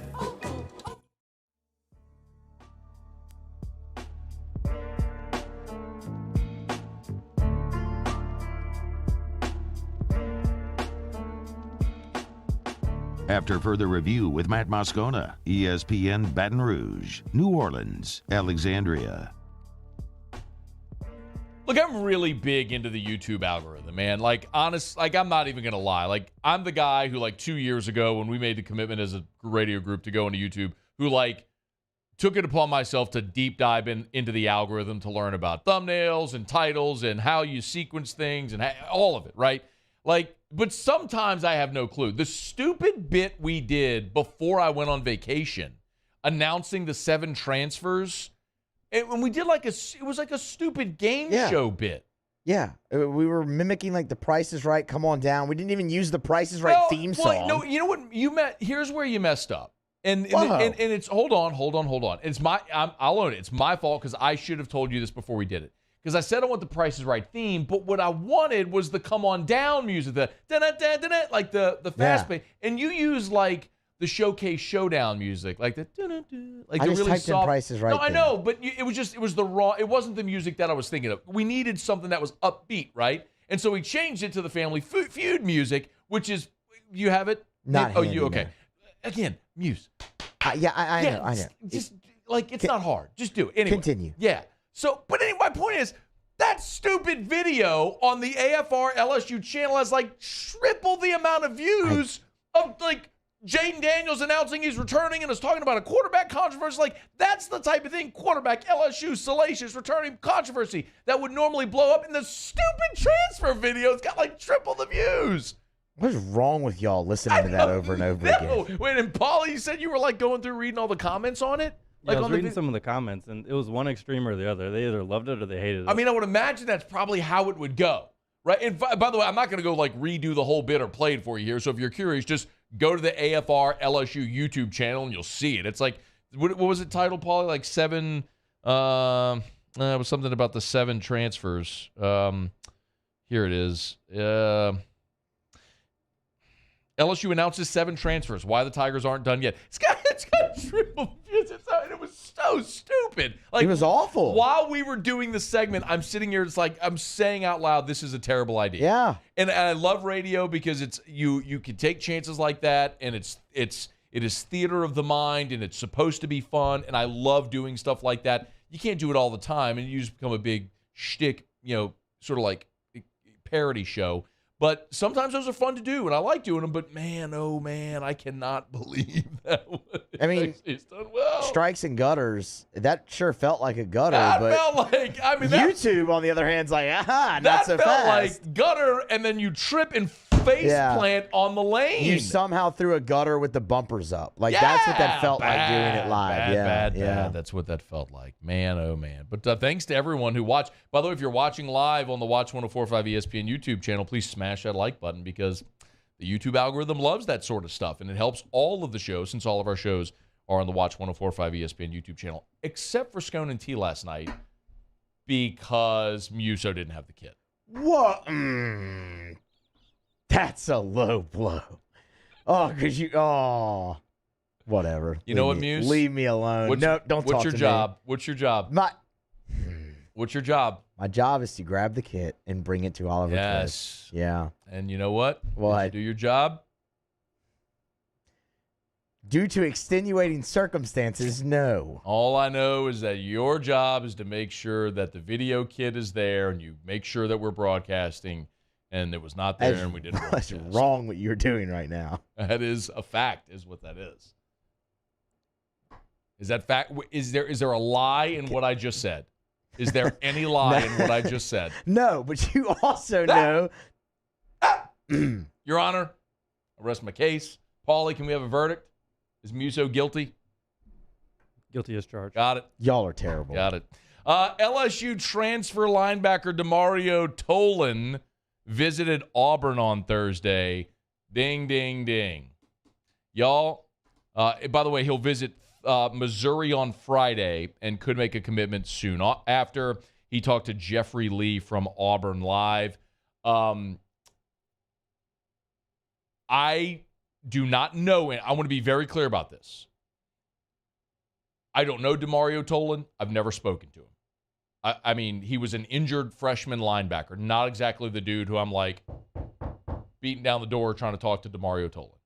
Came on late, had a really good year. I know the coaches loved him, would love to have him back. Talked about it earlier this week. There is, when you look at the reasons a player would enter the transfer portal, none of the boxes are checked for Demario Tolan. Coaches love him. He fit the scheme. He played a lot as he got healthier and got back on the field. A position where you don't have a lot of bodies or talent.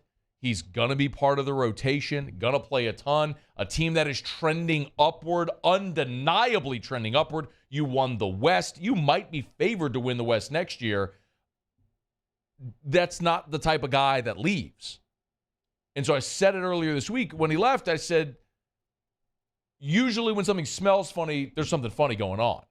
And I was so outward to say this is a guess. I do not know. I'm speculating. My speculation is people are getting in that dude's ears and throwing NIL dollars at him. And I said, just wait to see if it was Miami or Florida or Auburn. I said specifically Texas A&M, Bama, the schools we know are spending in NIL. If it's one of those, tell me why it makes a lick of sense for Demario Tolan to leave LSU for guys from Orlando. So if he's trying to be closer to home and went to Florida, wanted to be down in in Florida, okay, I could understand that if you want to be closer to home. Auburn? I mean, it's closer than Baton Rouge, but it ain't close. That's still a fly trip, not a drive trip. Anyway, if he lands at Auburn, I mean, I think that's your answer. I think Yellowwood's throwing around dollars, and they went and snagged Demario Tolan. And I'll tell you, they tried to get Harold Perkins, and LSU stepped up to the plate. LSU's collective, whatever. I mean, I hate the whole semantic game we have to play with the NIL stuff, but suffice to say, Harold Perkins has been taken care of. He's not going anywhere, although there was a lot of foul play. Same with Will Campbell, Emory Jones. I mean, you know who the players are. It's the nature of the sport right now. But maybe they snagged Demario Tolan. We'll see. See where he ends up transferring to. All right, it's after further review. We'll knock out our final break of the show. We'll come back and we'll talk to Otter, little Otter locks. Love telling you about Relief Windows, reliefwindows.com. Energy-efficient replacement windows. Beautiful entry doors, hardy plank and vinyl siding. You know where they are. Airline Highway in Prairieville. If you go south on Airline Highway, you pass 42, I mean, just a quarter mile on the right. You cannot miss it.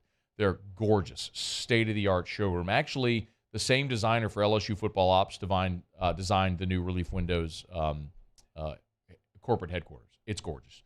They Monday to Friday, 9 to 5, they always have an associate on hand. You could just walk in. Certainly you can have an appointment. You just walk in. You can see all the models, displays, everything that you need. It's windows, door siding, Relief Windows, and reliefwindows.com. All right, y'all. Final break of the show. Come back. Find out what we're betting on tonight. Otter last night. I think we had a rough night last night. Let me check this real quick. Otter he gave out 3 picks from someone else who was a college basketball guy. And then the Otter, I think, gave out 2, right? So we had 5 plays last night, if I'm not mistaken, all in college basketball. And it was, let's see. They gave you Arkansas -7. Illinois laying the 3.5. Wake Forest +10, that hit. UConn -5. Penn State +4. A 1-4 night. Let's get back on track. Otterlocks is next. AFR. Man, I love telling you about Clegg's Nursery. Great local business that's been serving Baton Rouge for more than 60 years.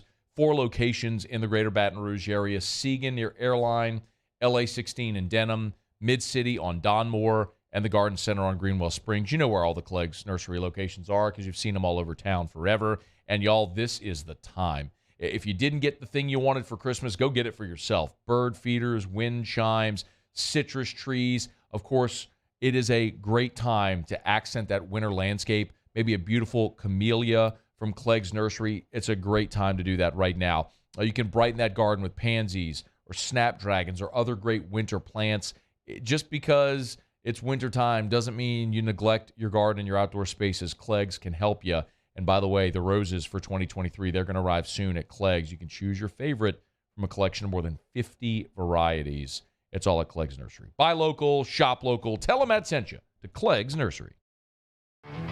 There it is, the extra mile.